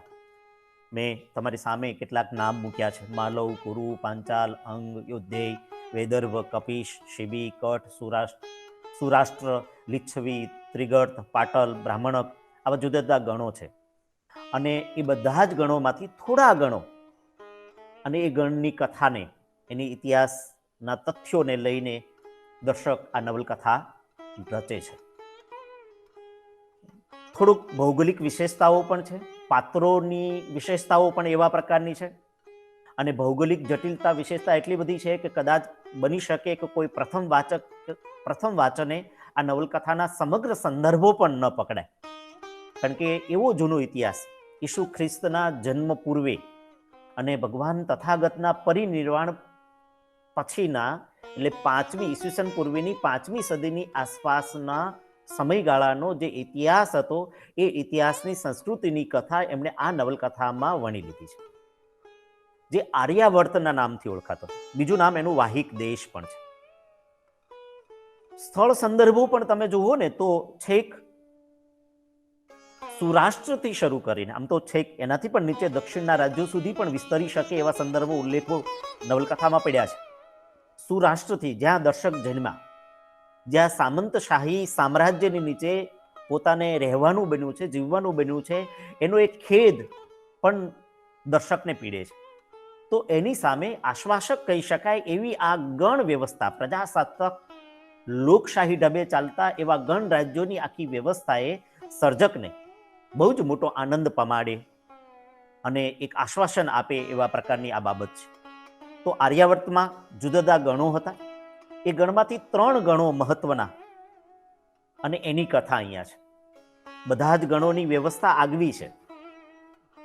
દરેક ગણો પોતપોતાની રીતે સ્વતંત્ર રીતે પ્રજાસત્તાક ઢબે ચાલે છે, પણ દરેક ગણો પરસ્પર સૂક્ષ્મ રીતે એકબીજાની સાથે જોડાયેલા છે, ગણ ભાવનાથી જોડાયેલા છે. એક ગણના નિયમોનું ઉલ્લંઘન કરનાર કોઈ વ્યક્તિને બીજો ગણ ક્યારેય આશરો ન આપે, એને છાવરે નહીં. આવું સૂક્ષ્મ વર્ણ લખ્યો એવો નિયમ છે અને એના કારણે એક ગણની કોઈ મુશ્કેલીને બીજો ગણ પણ મદદ કરે, એને સહાય કરે. તો આવી એક સૂક્ષ્મ ભાવનાથી, ઉદાત્ત ભાવનાથી આ બધા ગણ રાજ્યો એ સમયગાળામાં અસ્તિત્વમાં હતા. માલવગણ, બ્રાહ્મણગણ અને કઠગણ, આ 3 મહત્વના ગણ રાજ્યોની વાત કેન્દ્રમાં છે નવલકથામાં. બીજા પણ આવે છે, સૌરાષ્ટ્રનો ઉલ્લેખ પણ આવે છે, વાહિક દેશનો પણ ઉલ્લેખ આવે છે, પણ મોટાભાગની કથામાં જે પાત્રોના ઉલ્લેખો છે, પાત્રોના નિર્દેશો છે, જે પાત્રો જે ગણના પ્રતિનિધિઓ છે એ આ 3 ગણના છે. આ 3 ગણની એટલે કે આર્યાવર્તથી બહાર નીકળીને પણ કથા આગળ ગઈ છે. દર્શકે અદ્ભુત કહી શકાય એવું ઐતિહાસિક આખું જગત, ઇતિહાસનું, આર્યાવર્તના વાહિક દેશનું એક આખી રાજકીય ઇતિહાસની સૃષ્ટિ પણ નવલકથામાં આપણી સામે ઊભી કરી છે. બહુ શાંત ચિત્તે આપણે જોઈએ તો આપણે અભિભૂત થઈ જઈએ, આપણે પ્રસન્ન થઈ જઈએ એવા પ્રકારનું આખું દ્રશ્યાવલીઓ ગણ રાજ્યોની અને ગણ રાજ્યોની સાથેના બીજા સમાન રાજ્યોની પણ સર્જકો ઊભી કરી છે. મેં એક મહત્વના ત્રીજા એક રાજ્યનો ઉલ્લેખ આમાં નથી કર્યો અને એ છે મગધ રાજ્ય. ગણ આર્યાવર્તની સાથે જોડાયેલું વાહિક દેશનો જ એક ભાગ ગણી શકાય એવું આ રાજ્ય છે. 2-3 બીજા સ્થળો છે. વાર્તા નવલકથાનો મધ્ય ભાગ છે એ આર્યાવર્તના વાહિક દેશના ભૌગોલિક સીમામાંથી બહાર નીકળીને છેક પુરુષપુર સુધી અને એનાથી પણ આગળ એટલે કે ગાંધાર સુધી, ગાંધાર એટલે આજનું કંદહાર, આજના ભૌગોલિક સંદર્ભોને પણ આની સાથે જોડીને આખી અદ્ભુત વાતને આપણે સમજી શકીએ અને આપણે રોમાંચિત થઈ જઈએ એવા સંદર્ભો સર્જકે આમાં જોડ્યા છે. પુરુષપુરમાં આવેલી તક્ષશિલા, યવન રાજ્ય જ્યાં આગળ છે એવું, મેનેન્દ્રની ચડાઈ જ્યાંથી આવી રહી છે એટલે કે ઉત્તરનો આખો ગાંધારનો ભાગ પાર્થાઈ નામનો એક પેલો છે અને તે છેક પાકિસ્તાનની પણ ઉપરના ભાગમાં, ભૌગોલિક રીતે આજનું પાકિસ્તાન જેને કહે છે એ ઉપરના ભાગમાં એટલે કે અફઘાનિસ્તાન, ત્યાં સુધી આખું છેક વિસ્તરેલું છે. આ ગણોની એક સૌથી મોટી વિશેષતા એ છે કે આમ સ્વતંત્ર છે, પ્રજાસત્તાક ઢબે ચાલે છે અને દરેક ગણનો એક નિયંત્રણ કરનારો એવી એક વ્યક્તિ, વિશિષ્ટ વ્યક્તિ છે જેને ગણાધીશ કહી શકીએ. ગણાધીશ અથવા તો ગણનાયક, એની રાહબરી તળે, એના દિશા નિર્દેશપણે ગણોનું રાજ્ય વ્યવસ્થા ચાલે છે, લોકશાહી ઢબે ચાલે છે. માલવ ગણ છે, એના ગણાધીશ મહાકશ્યપ છે. બ્રાહ્મણ ગણ છે, એના ગણાધીશ આત્રેય છે. કઠ ગણ છે, એના ગણાધીશ આસંગ છે. આ ત્રણેય પાત્રો નવલકથામાં જુદી જુદી જગ્યાએ છવાયેલા છે. બીજા પણ પાત્રો છે, પછીથી હું એનો ઉલ્લેખ કરીશ, પણ આ ગણાધીશ છે કઠગણ, માલવગણ અને બ્રાહ્મણ ગણના, મહાકશ્યપ, આત્રેય અને આસંગ. ત્રણેય ગણાધીશો ગણ રાજ્યને, પોતાના ગણને માર્ગદર્શન પૂરું પાડે છે. એટલું જ નહીં, ગણાધીશ હોવાને નાતે પોતાનું જે દાયિત્વ છે એ દાયિત્વ બરાબર અદા કરે છે, પ્રતિબદ્ધ છે. ગણ ભાવનાનો ક્યાંય સંહાર ન થાય અથવા તો ગણ ભાવના ક્યાંય અસ્ત ન પામે એ માટે સતત ને સતત જાગૃતપણે ગણ લોકોની સાથે, ગણજનોની સાથે જોડાયેલા છે. આ બધા જ ગણોની સાથે જોડાયેલા જુદા પાત્રો છે, પણ મેં 3 પાત્રોની વાત કરી છે: સુદત, આનંદ અને સંવર. આસન જે ગણ સાથે જોડાયેલા છે ત્યાં કઠગણના એ પ્રતિનિધિ છે, આનંદ એ બ્રાહ્મણ ગણનો પ્રતિનિધિ છે અને સુદત એ માલવ ગણનો પ્રતિનિધિ છે. નવલકથાનો પ્રારંભ થાય છે, હું સહેજ કથા નિર્દેશ કરી દઉં એટલે કોઈ શ્રોતા એવા પણ હશે કે જેમને આ નવલકથાની કથાથી પણ પરિચિત નહીં હોય. નતર મારો પહેલો ઉપક્રમ એવો હતો, મેં પેલો એવો પ્લાન વિચારેલો કે નવલકથામાં રહેલા કેટલાક કલા પક્ષ છે એની ચર્ચા વિચારણા કરવી, ઉદાત્ત તત્વો જે છે એ ઉદાત્ત તત્વોનો નિર્દેશ કરવો. પણ આસ્વાદલક્ષી ઉપક્રમ રાખવાનો છે એટલે મારો અભિગમ થોડોક આસ્વાદલક્ષી રહેશે, એટલે સુજ્ઞ શ્રોતાઓ જે જોડાય છે, જે સાહિત્યના મર્મજ્ઞો છે, એ મને માફ કરે. બને છે એવું નવલકથાનો પ્રારંભ, શરૂઆત થાય છે ત્યારે નવલકથાનો નાયક આનંદ છે એ પોતાનો રથ લઈને બ્રાહ્મણ ગણનો પ્રતિનિધિ છે આનંદ, અને માલવ ગણમાં વહેલી સવારે એ પધાર્યો છે. મહાકશ્યપના ઘર તરફ, એના આશ્રમ તરફ જવા જાય છે. 42 વાગી રહ્યું છે અને સરસ મજાનું પ્રાકૃતિક આખું દ્રશ્ય, શાતા પમાડે એવું આ માલવગણનું વાતાવરણ. માલવગણની રાજધાની છે નિર્વાણગીરી.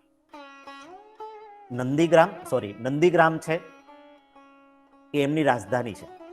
ઉડુગ્રામ છે એ બ્રાહ્મણ ગણની રાજધાની છે. શાકલનગર છે એ કઠગણની રાજધાની છે. તો એ નંદીગ્રામ પધાર્યો છે.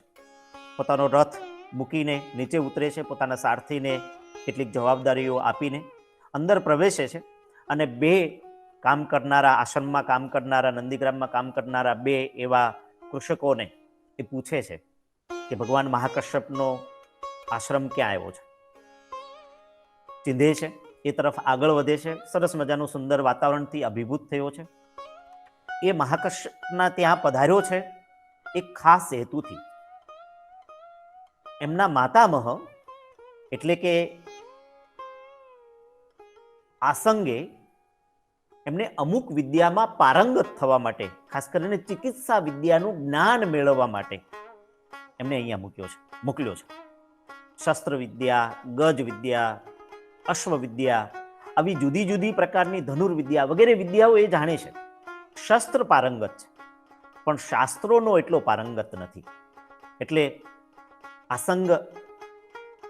આત્રેય એવું માને છે કે ગણની સઘળી જવાબદારી આનંદને આપવી, અને સઘળી જવાબદારી આપતા પહેલા એ શસ્ત્ર પારંગત છે પણ શાસ્ત્ર પારંગત પણ કરવું.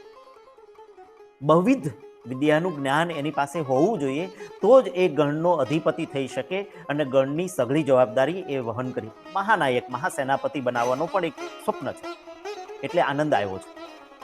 દીર્ઘબાહુ, જોતા વેત જ આશ્રમની એક કન્યા એટલે કે મહાકશ્યપની પુત્રી સુચરિતા એ જોતા વેત જ એના પ્રેમમાં પડી જાય, એનું સૌંદર્ય એને સ્પર્શી જાય એવા પ્રકારનું છે.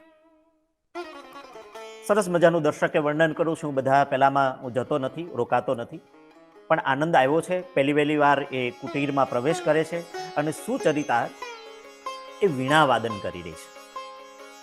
એનું સરસ મજાનું વર્ણન પણ દર્શકે કર્યું છે. હું શબ્દશઃ તમારી સામે મૂકતો નથી, શક્ય બનશે તો પાછળના ભાગે એવું મૂકીશ. વીણા વાદન કરી રહી છે, વીણાના સૂર રેલાવી રહી છે અને સામે પક્ષે મયુર નાચી રહ્યા છે એ સૂરના તાલે. આનંદ સ્તંભ થઈ ઊભો રહી જાય છે.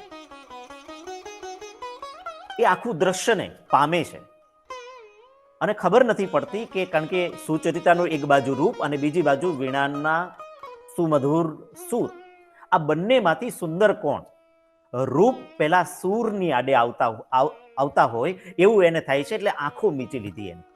અને પછી પેલા હિમધવલ મયુર જે નાચી રહ્યા હતા સુચરિતાના વીણાના નાદે, એ મયુર નાચતા નાચતા અટકી ગયા, એટલે સુચરિતાનું વીણાવાદન અટક્યું.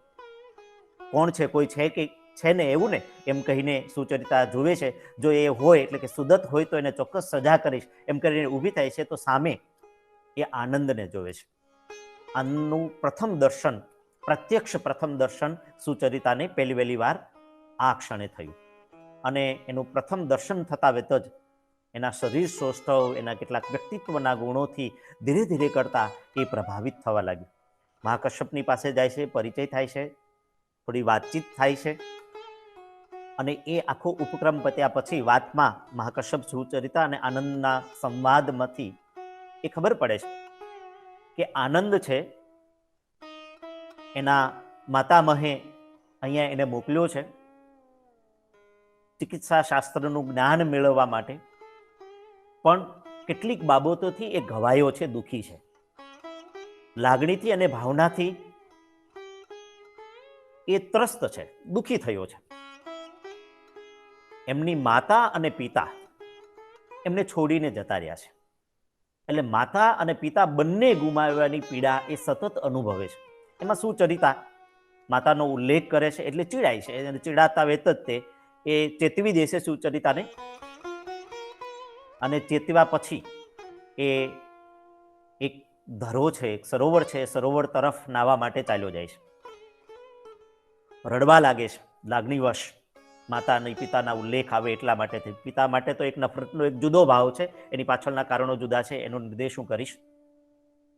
પછી ધીરે ધીરે કરતા આગળ જતા આનંદ છે એ ધરામાં નાવા ગયો. એક સરસ મજાનું એક પ્રસંગ ત્યાં ઊભો કર્યો દર્શકે. આનંદ છે એ પેલા તળાવમાં નાવા માટે ગયો છે, ને ત્યાં એ તળાવમાં એ ધરામાં એક મગર રહે છે. એક કટાક્ષ વેણ. સુચરિતા બોલી, એ રડવા લાગ્યો ત્યારે. શું બ્રાહ્મણ પુરુષોમાં આ જ પૌરુષત્વ, એવા પ્રકારનું એક વક્રતાયુક્ત એવું વિધાન બોલી અને આનંદને એ વાગ્યું, ખૂબ વાગ્યું.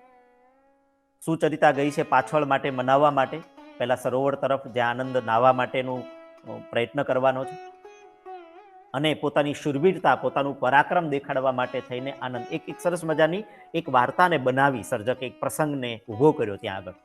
આનંદની સાહસિકતા, એની શૌર્યતા, એની પરાક્રમતાને એ બતાવવા માટે થઈને એ મગર જે રહે છે એ ધરામાં પોતે કૂદી પડે છે કૃપાણ લઈને, અને એની સાથે, મગરની સાથે એ લડત થાય, અને પોતે પોતાની ચાતુરીપૂર્વક, પોતાની કુશળતાપૂર્વક એ મગરનો વધ કરે, એને કૃપાણ મારી દે.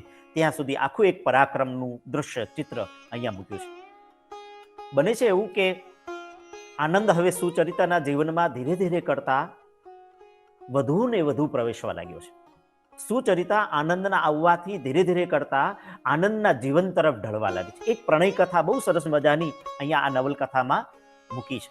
આમ તો દર્શકની નવલકથાની એક પરિપાટી છે આ પ્રણય ત્રિકોણ.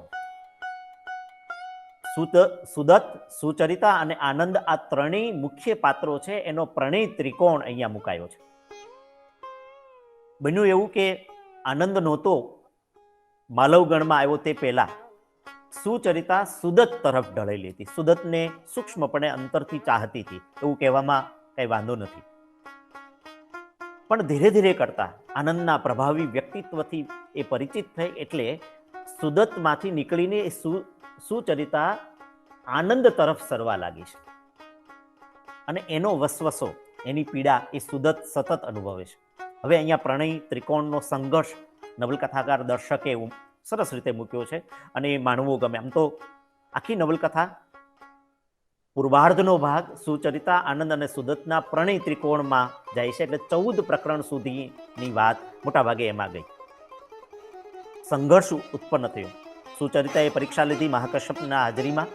આનંદ વિદ્યાર્થી તરીકે ચાલશે કે કેમ, બધા જ પ્રશ્નોનો સરસ મજાનો ઉત્તર એમને આપ્યો. એ ઉત્તરોની ચર્ચા પણ થઈ શકે. એમાં આનંદની અનુભવ અને એનું જ્ઞાન છે બંને ઝળકતું આપણને દેખાય. પણ મહાકશ્યપ ધીરે ધીરે કરતા આનંદને હવે એના વ્યક્તિત્વને નવો ઓપ આપવાનો એક પ્રયાસમાં લાગ્યા છે. જે હેતુ માટે આનંદ આવ્યો છે એ હેતુનું કાર્ય તો કરે જ છે, પણ સાથે સાથે મહાકશ્યપ પણ આ જોઈ રહ્યા છે સુચરિતા અને આનંદનો હૃદય ભાવ જે રીતે જોડાવતો જાય છે અને લાગણી બંનેને પરસ્પર વધતી જાય છે. એ આનંદ કુશળ યોદ્ધા છે, જુદી જુદી વિદ્યાઓ એ જાણે છે, એટલે સારથી વિદ્યા એ સુચરિતા અને સુદત્તને શીખવે છે. અને બંને એવી જ રીતે સુદત્ત પાસેથી આનંદને પણ કળા વિશેનું જ્ઞાન પણ મળે છે. સુદત્ત નંદીગ્રામનો શિલ્પી શ્રેષ્ઠ છે અને ઉત્તમ પ્રકારના શિલ્પ વિધાન એમણે કર્યા છે.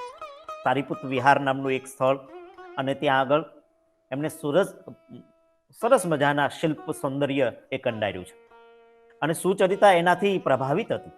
મહાકશ્યપ પણ ખુશ છે સુદત્તની આ પ્રવૃત્તિથી. ઉત્તમ કલાકાર છે. એટલે સુદત્ત જુદા જુદા પ્રકારના એના આંગળીના ટેરવામાંથી સૌંદર્ય ટપકી રહ્યું છે એવું દર્શક કહે છે. એટલે સુદત્તના આ વ્યક્તિત્વને કારણે સુચરિતા એને સૂક્ષ્મપણે, જ્યારે આનંદ નહોતો આવ્યો તે પહેલા આંતરિકપણે ચાહતી હતી. એટલું જ નહીં, સુદત્તને એને વાગદાન પણ આપેલું કે એ ભગવાન પદ્મપાણીની જે મૂર્તિ કંડારી રહ્યો હતો અને એ મૂર્તિનું પરીક્ષણ મહાકશ્યપ કરે તો મહાકશ્યપના એ પરીક્ષણમાંથી એ પાર સાંગોપાંગ પાર ઉતરે, અનવદ્ય છે એવું પ્રમાણ મળે. તો સુદત્તને સુચરિતાએ વચન આપ્યું છે કે તું તારે માગવું એ માગી લેજે. અને એ વચન ગમે ત્યારે સુદત્ત માગવાનો છે એનો એક સૂક્ષ્મ ભય હવે ધીરે ધીરે કરતા બળવત્તર બનતો ગયો સુચરિતાને. કારણ કે એ આનંદના જીવનમાં જેમ પ્રવેશવા લાગી, પોતાના જીવનમાં આનંદને જેમ સ્થાન આપવા લાગી, એમ સુદત્તના જીવનમાંથી બહાર નીકળવાનો એ પ્રયત્ન કરવા લાગી. હવે આ સંઘર્ષ આ નવલકથામાં સતત રહ્યો. હું ઝડપથી કથાનો નિર્દેશ કરતા આગળ વધુ. ચર્ચા થઈ આનંદ એક વિદ્યાના શિક્ષક તરીકે, જે વિદ્યા, જે કુશળતા એને શીખવવાની છે, સારથી વિદ્યા વગેરે, ધનુર્વિદ્યા, એ કડક શિક્ષક છે, કઠોર શિક્ષક છે અને એનો ભોગ સુદત્ત બને છે. એટલે સુદત્તનો આત્મા સતત ઘવાયા કરે છે આનંદના વ્યવહારને કારણે. સુચરિતા માટેનો જે વ્યવહાર છે અને સુદત્ત માટેનો વ્યવહાર છે એ બંને જુદા છે. ચારુદત્ત પણ સાથે છે. એટલે સતત ને સતત એ બંનેની વચ્ચે આવા પ્રકારનું અંતર વધવા લાગે છે. બને છે એવું કે પ્રતિવર્ષ આ બધા જ ગણો છે એ ગણોનો એક સામાજિક ઉત્સવ પ્રતિવર્ષ થાય. આગલા વર્ષે એ ઉત્સવ થયો હતો. એમાં સુદત્ત રથની સ્પર્ધામાં હાર્યો હતો. એનું રથનું પૈડું એ તૂટી ગયેલું વગેરે વગેરે આવું થયેલું. પણ એમાં નિમિત્તરૂપ આનંદ હતો એવું સુદત્તનો સામાન્ય ખ્યાલ. એ ખ્યાલની સ્પષ્ટતા કરવા માટેના પણ પ્રયાસ થયા. હવે કટોકટી ત્યાં ઊભી થઈ પ્રણય કથાની. એક તણાવ ઊભો કર્યો સર્જક કે શું થશે, સુચરિતા સુદત્તની બનશે કે સુચરિતા આનંદની બનશે. સામાજિક ઉત્સવ આવ્યો. કેટલાક નિવેદનો એવા પણ થયા કે જેનાથી હવે સુદત્તની સુચરિતા નહીં રહે. એટલે સુદત્ત વધારે પીડાતો રહ્યો, ઘવાતો રહ્યો. બદલો લેવાની ભાવના એનામાં, આનંદ માટેની વેર વૃત્તિ જાગવા લાગી. એટલે ફરી પાછો એ શાકલનગર જાય અને બાકી રહેલી કળાઓ શીખવાનો પ્રયત્ન કરે. આગામી વર્ષે જે સામાજિક ઉત્સવ મળવાનો છે એ ઉત્સવમાં પોતે પ્રથમ આવે એ માટેના પ્રયાસો હાથ ધર્યા. એને અશ્વો નવા ખરીદ્યા. એ જ નગરનો એટલે કે નંદીગ્રામનો માલવગણના નગર શ્રેષ્ઠી છે એનો એ પુત્ર છે. સુચરિતાની માતા અને સુદત્તની માતા બંને બહેનપણીઓ છે. એ પણ ઈચ્છતી હતી કે સુદત્ત અને સુચરિતા બંને ભાવિ જીવન સાથે જીવે. તો બને છે એવું કે સામાજિક ઉત્સવ મળ્યો છે. બહુ સરસ મજાનું એ પ્રકરણ છે 14મું. સર્જકની વર્ણન કળાનું, વર્ણન શક્તિનું ઉત્તમ પરિચાયક એવા પ્રકારનું આ પ્રકરણ છે. નજર સમક્ષ આખું એક સામાજિક ઉત્સવનું આબેહૂબ ચિત્ર, દ્રશ્ય સર્જક ખડું કરી શકે છે. તો એ સામાજિક ઉત્સવ દરેક ગણના પ્રતિનિધિઓ છે, જુદી જુદી તૈયારીઓ થઈ છે. આ ઉત્સવ ચાલુ વર્ષે એ નંદીગ્રામમાં જ ઉજવવાનો છે. રથ સ્પર્ધા થઈ. એ રથ સ્પર્ધાના આગલે દિવસે એવું બન્યું કે સુદત્તે આનંદના અશ્વની ચોરી કરવાનો પ્રયત્ન કર્યો. આવું એક કપટ કર્યું. અને આનંદ પકડી લે છે. અને બીજે દિવસે જ્યારે રથ સ્પર્ધા શરૂ થાય અને જુદા જુદા રથીઓ એ રથ સ્પર્ધામાં જોતરાઈને પ્રસ્થાન સ્થાને ઊભા હોય ત્યારે આનંદ સમગ્ર આ સામાજિક ઉત્સવમાં ઉપસ્થિત થયેલા સૌ જનોને એ ઉદ્બોધન કરતા એવું કે કાલે મારી સાથે એક આવો દુષ્વ્યવહાર કોકે કર્યો છે, કપટ કર્યું છે અને મારા અશ્વને ચોરી જવાનો પ્રયત્ન થયો છે, પણ હું અમુક ધનુર્ધર સુધી બાકીના રથો બધા જ આગળ થઈ જાય પછી જ મારું પ્રસ્થાન કરીશ એમ કરીને બધાની પ્રશંસા ઝીલી લે છે. વર્તુળાકારે રથ સ્પર્ધા થતી હોય છે. આ રથ સ્પર્ધામાં કેક કન્યા કૃષ્ણા પણ જોડાય છે. એની પારંગતતા પણ અદ્ભુત છે. પોતાના વ્યક્તિત્વનો આ રીતે પરિચય એમણે આ પહેલી સ્પર્ધામાં જોડાવા થકી આપી દીધો સૌ વાચકને, ભાવકને. આનંદ જોડાયો રથ સ્પર્ધામાં, સુદત જોડાણો, કૃષ્ણા જોડાણે, બીજા પણ ગણના પ્રતિનિધિઓ જોડાયા. સરસ સુંદર મજાનું કેવું એવું વર્ણન છે, ચિત્રાત્મક વર્ણન છે એ સ્પર્ધાનું. અંતે તો બને છે એવું કે છઠ્ઠા વર્તુળમાં, છઠ્ઠા રાઉન્ડમાં સુદત છે એ આનંદના અશ્વને ભાલો મારે છે. આનંદને ખબર નથી, પાછળ હતો, અને પછી પેલા માલિકી ભાવથી ને વફાદાર રહેલા એવા અશ્વોના વફાદારીના કારણે આનંદનો રથ આગળ નીકળે છે. પેલી કૃષ્ણાથી થોડુંક આગળ જાય છે અને કૃષ્ણા લોહીની ધાર થતી એ જોઈ જાય છે અને આનંદને ચેતવે છે. આનંદ પોતાનો રથ ઊભો રાખી દે છે અને પેલા અશ્વને પંપાળે છે. એટલામાં જ અશ્વ ધીરે ધીરે કરતા કૃષ્ણા આગળ નીકળી ગઈ છે, પણ પોતે આગળ નીકળવાના ભાવ સાથે, માલિક પ્રત્યેની વફાદારીના ભાવ સાથે એ આગળ નીકળી જાય અને પ્રથમ સ્થાને આવી જાય. અને સ્પર્ધા પૂરી થાય એટલે તુરંત જ એને પેલો આનંદ પોતાના અશ્વોને, વફાદાર અશ્વોને વળગીને રડતો હોય. આખું દ્રશ્ય બહુ આનંદ પમાડે એવું અને દર્શકની સર્જન કળાના પરિચયક છે.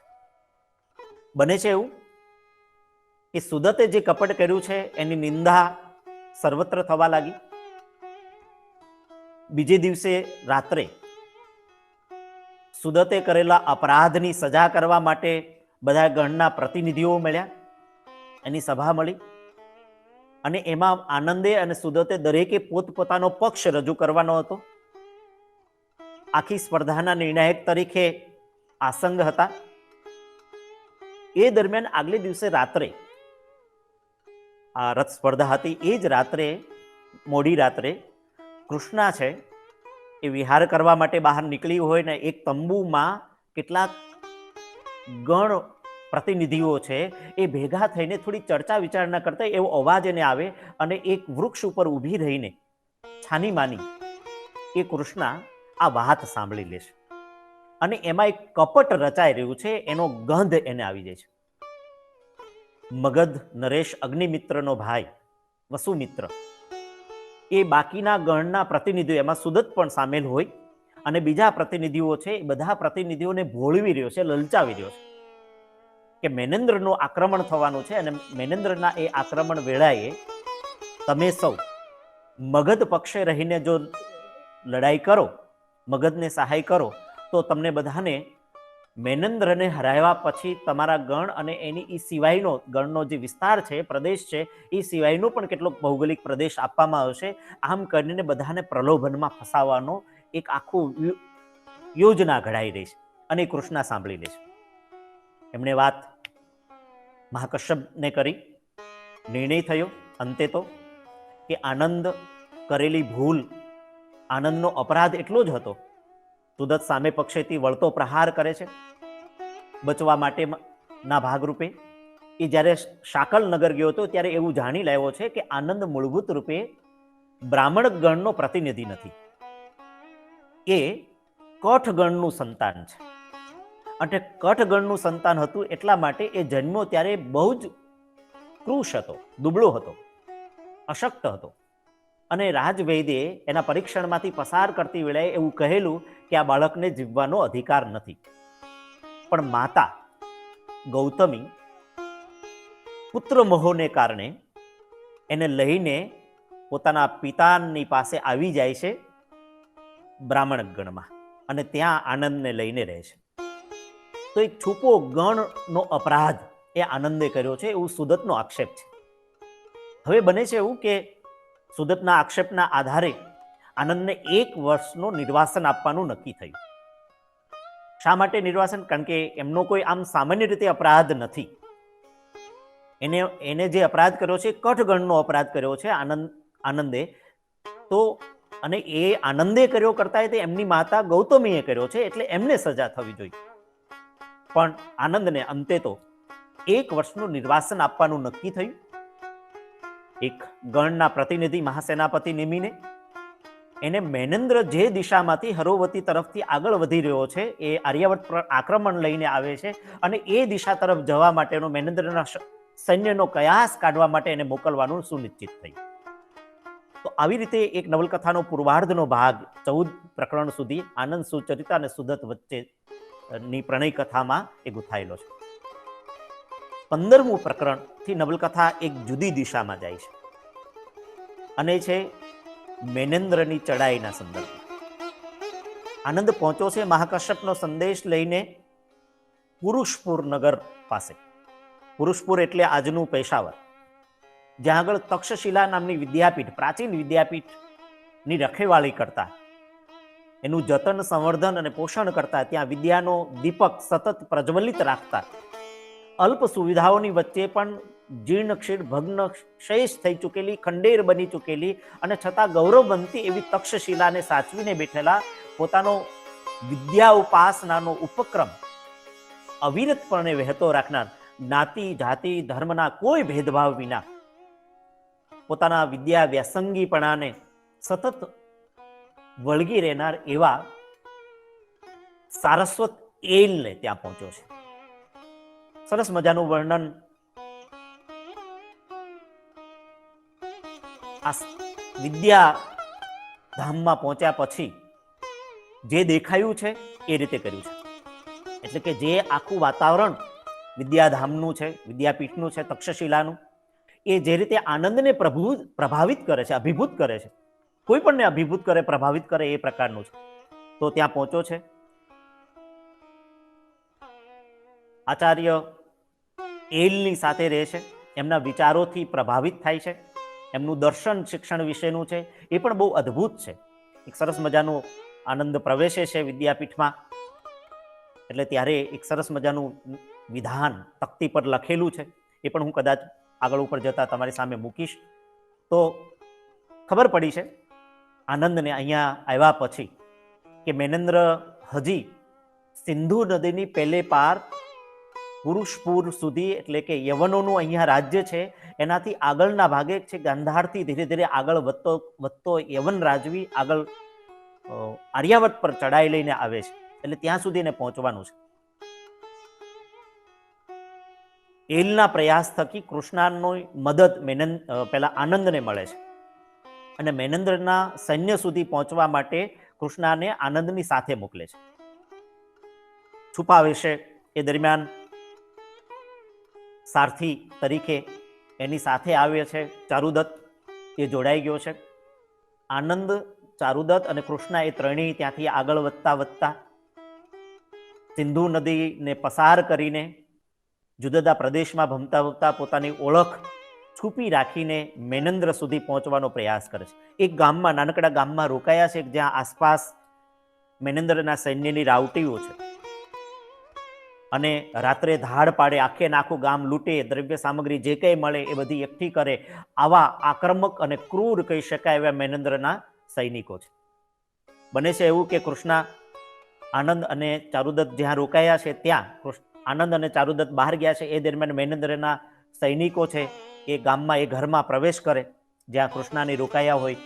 કૃષ્ણ એકલી છે, પોતાની ઓળખ છુપાવીને રાખી છે, અને એ બહુ જ વીરતાપૂર્વક એકલા હાથે મેનેન્દ્રના સૈન્યોનો સામનો કરે, સૈનિકોનો સામનો કરે, અને પોતાની શક્તિનો પરિચય એમને આપે છે. અંતે તો આનંદ, ચારુદત્ત અને કૃષ્ણ ત્રણેયને પકડીને મેનેન્દ્ર સુધી લઈ જવામાં આવે છે. હવે અહીંયા મેનેન્દ્રનો ભેટો થાય છે કૃષ્ણ. એક જુદા જ પ્રકારનું ઐતિહાસિક રૂપાંતરણ દર્શકે કર્યું છે. એવું કહી શકાય કે નવા પ્રકારની એક ભાવના અને નવા પ્રકારની એક સંવેદનાની વાત યુદ્ધ કથાની સાથે વિધર્મીઓ છે એ વિધર્મીઓને પણ સંસ્કારવાની વાત ધીરેક લઈને શિક્ષક દ્રષ્ટિએ દર્શકે અહીંયા કરી છે.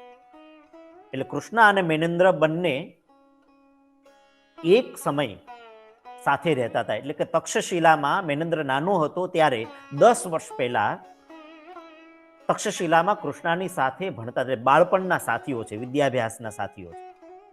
કૃષ્ણ અને મેનેન્દ્ર એકબીજાને ઓળખી જાય અને કૃષ્ણ અને મેનેન્દ્ર માટે અને મેનેન્દ્ર અને કૃષ્ણને માટે રાગાવેગ જાગે, પૂર્વ સ્મરણો બધા જાગી જાય. કૃષ્ણ બહુ વ્યંગ્યોક્તિ સાથે બધી વાત મેનેન્દ્રને કરે. એક પરીક્ષણની ઘડી પણ આવે. કૃષ્ણની કુશળતા છે કેવી છે એ કુશળતાની વાત પણ ત્યાં સાથે સાથે દર્શકે સરસ રીતે માથે લીંબુ મૂકીને, આંખે પાટો બાંધીને પેલા તીરથી લીંબુને 2 ફાડિયા કરી દેવાની આખો એક પ્રસંગ છે મેનેન્દ્રની માથે મૂક્યું. આ બધી આખી વાતો સર્જકે દર્શકે બહુ સરસ રીતે ગૂંથી છે, આપણને સ્પર્શી જાય એવા પ્રકારની છે. તો એક પ્રણય કથા આમ છે. અંતે તો મેનેન્દ્ર પુરુષપુર સુધી પહોંચે, યવનોના પ્રતિનિધિ તરીકે, ક્ષત્રપ તરીકે. બહુ જ પરાક્રમી શાસક હોવા છતાં કૃષ્ણના પ્રેમને કારણે મેનેન્દ્રની આખી કાર્ય પદ્ધતિ, વિચારસરણી અને એના ભાવ જગત બદલાઈ જાય છે. એના હૃદયના ભાવો આખા બદલાઈ જતા પણ આપણને આ સમયે એ જોવા મળે છે. અંતે તો મેનેન્દ્રના કહેવાથી, કૃષ્ણ આનંદના પ્રયાસથી આચાર્ય એલ, સારસ્વત એલ એ મેનેન્દ્રના સાથીઓને, સેનાપતિઓને ભોજન માટે નિમંત્રે છે. અને એ ભોજનમાં એલ એ એમને રત્ન જડિત કેટલાક દ્રવ્ય સામગ્રીઓ ભોજનમાં પીરસે છે. રજત છે, સુવર્ણ છે, આ બધું જ એને પીરસે છે. અને બાકીના બધા જ સામાન્ય રીતે બધા જ જમતા હોય એવા પ્રકારના દ્રવ્ય સામગ્રી, એટલે કે કંસાર વગેરે પેલું કરે છે. પણ આવું કરીને આચાર્ય એલ છે એ એમને સંદેશ આપવા માંગે છે કે તમે જે પ્રદેશમાંથી ભમતા ભમતા આવો છો, લૂંટતા લૂંટતા આવો છો, જે દ્રવ્ય સામગ્રીનો તમને મોહ છે, એ દ્રવ્ય સામગ્રી એ જ જીવનનું અંતિમ નથી. જો જમી શકાતું આ પણ જમી લો, પણ એ નથી.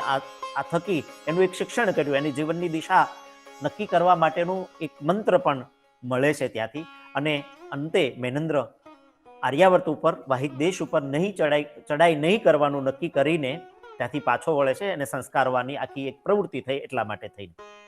વાર્તાનો એક ભાગ, બીજો ભાગ, મધ્ય ભાગ આ હતો 20મા પ્રકરણ સુધી.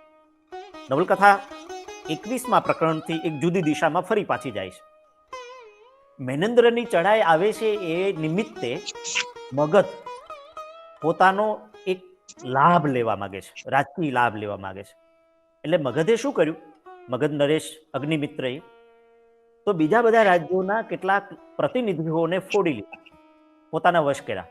સુદત છે, સુચરિતાને પામી શકવાનો નથી એવું એને લાગ્યું, એટલે સુદતે પોતાનો માર્ગ બદલ્યો.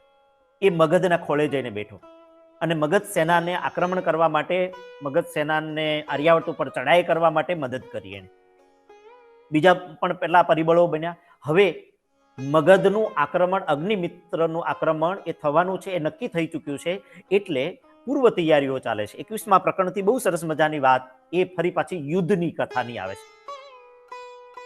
મહાકશ્યપ, આસંગ, આત્રેય, નગરશ્રેષ્ઠી વગેરે તૈયારી કરે છે. નંદીગ્રામ ઉપર, ઉડુગ્રામથી આગળ વધતું સૈન્ય હજી આવશે એની વાર છે. એટલે 2-3 મહિનાની જુદી જુદી તૈયારીઓ છે. એનું પણ સરસ મજાનું ચિત્ર દર્શકે મૂક્યું છે. પછી સામે નિર્વાણગીરી સુધી મેનેન્દ્રનું લશ્કર આવીને ઊભું રહ્યું. એનો સામનો કરવા માટેની સઘળી તૈયારીઓ થઈ ચૂકી. દ્વાર બંધાઈ ગયા, ખીણો થઈ ગઈ, પાણીઓ વહેતા થઈ ગયા. કેમ કરીને ખાયો ઓળંગીને હવે આવશે, આ તે બધી પૂર્વ તૈયારીઓ. 2 વર્ષ સુધી ચાલે એટલું અનાજનું પેલું થઈ ગયું. પણ દરવાજાઓ ખુલ્યા ને એ દરમિયાન મહાકશ્યપ છે, એ મહાકશ્યપ એક નિર્ણય કરે છે. આસંગને બોલાવીને એમને કહે છે કે જે યુદ્ધોમાં સીધી લડતમાં ભાગ લઈ શકે એવા નથી એવા ગણજનોને, એટલે કે બાળકો, સ્ત્રીઓ, વૃદ્ધો, રોગિષ્ઠો, આવા જે લોકો છે એ બધા ગણજનોને અહીંથી સ્થળાંતર કરવામાં આવે.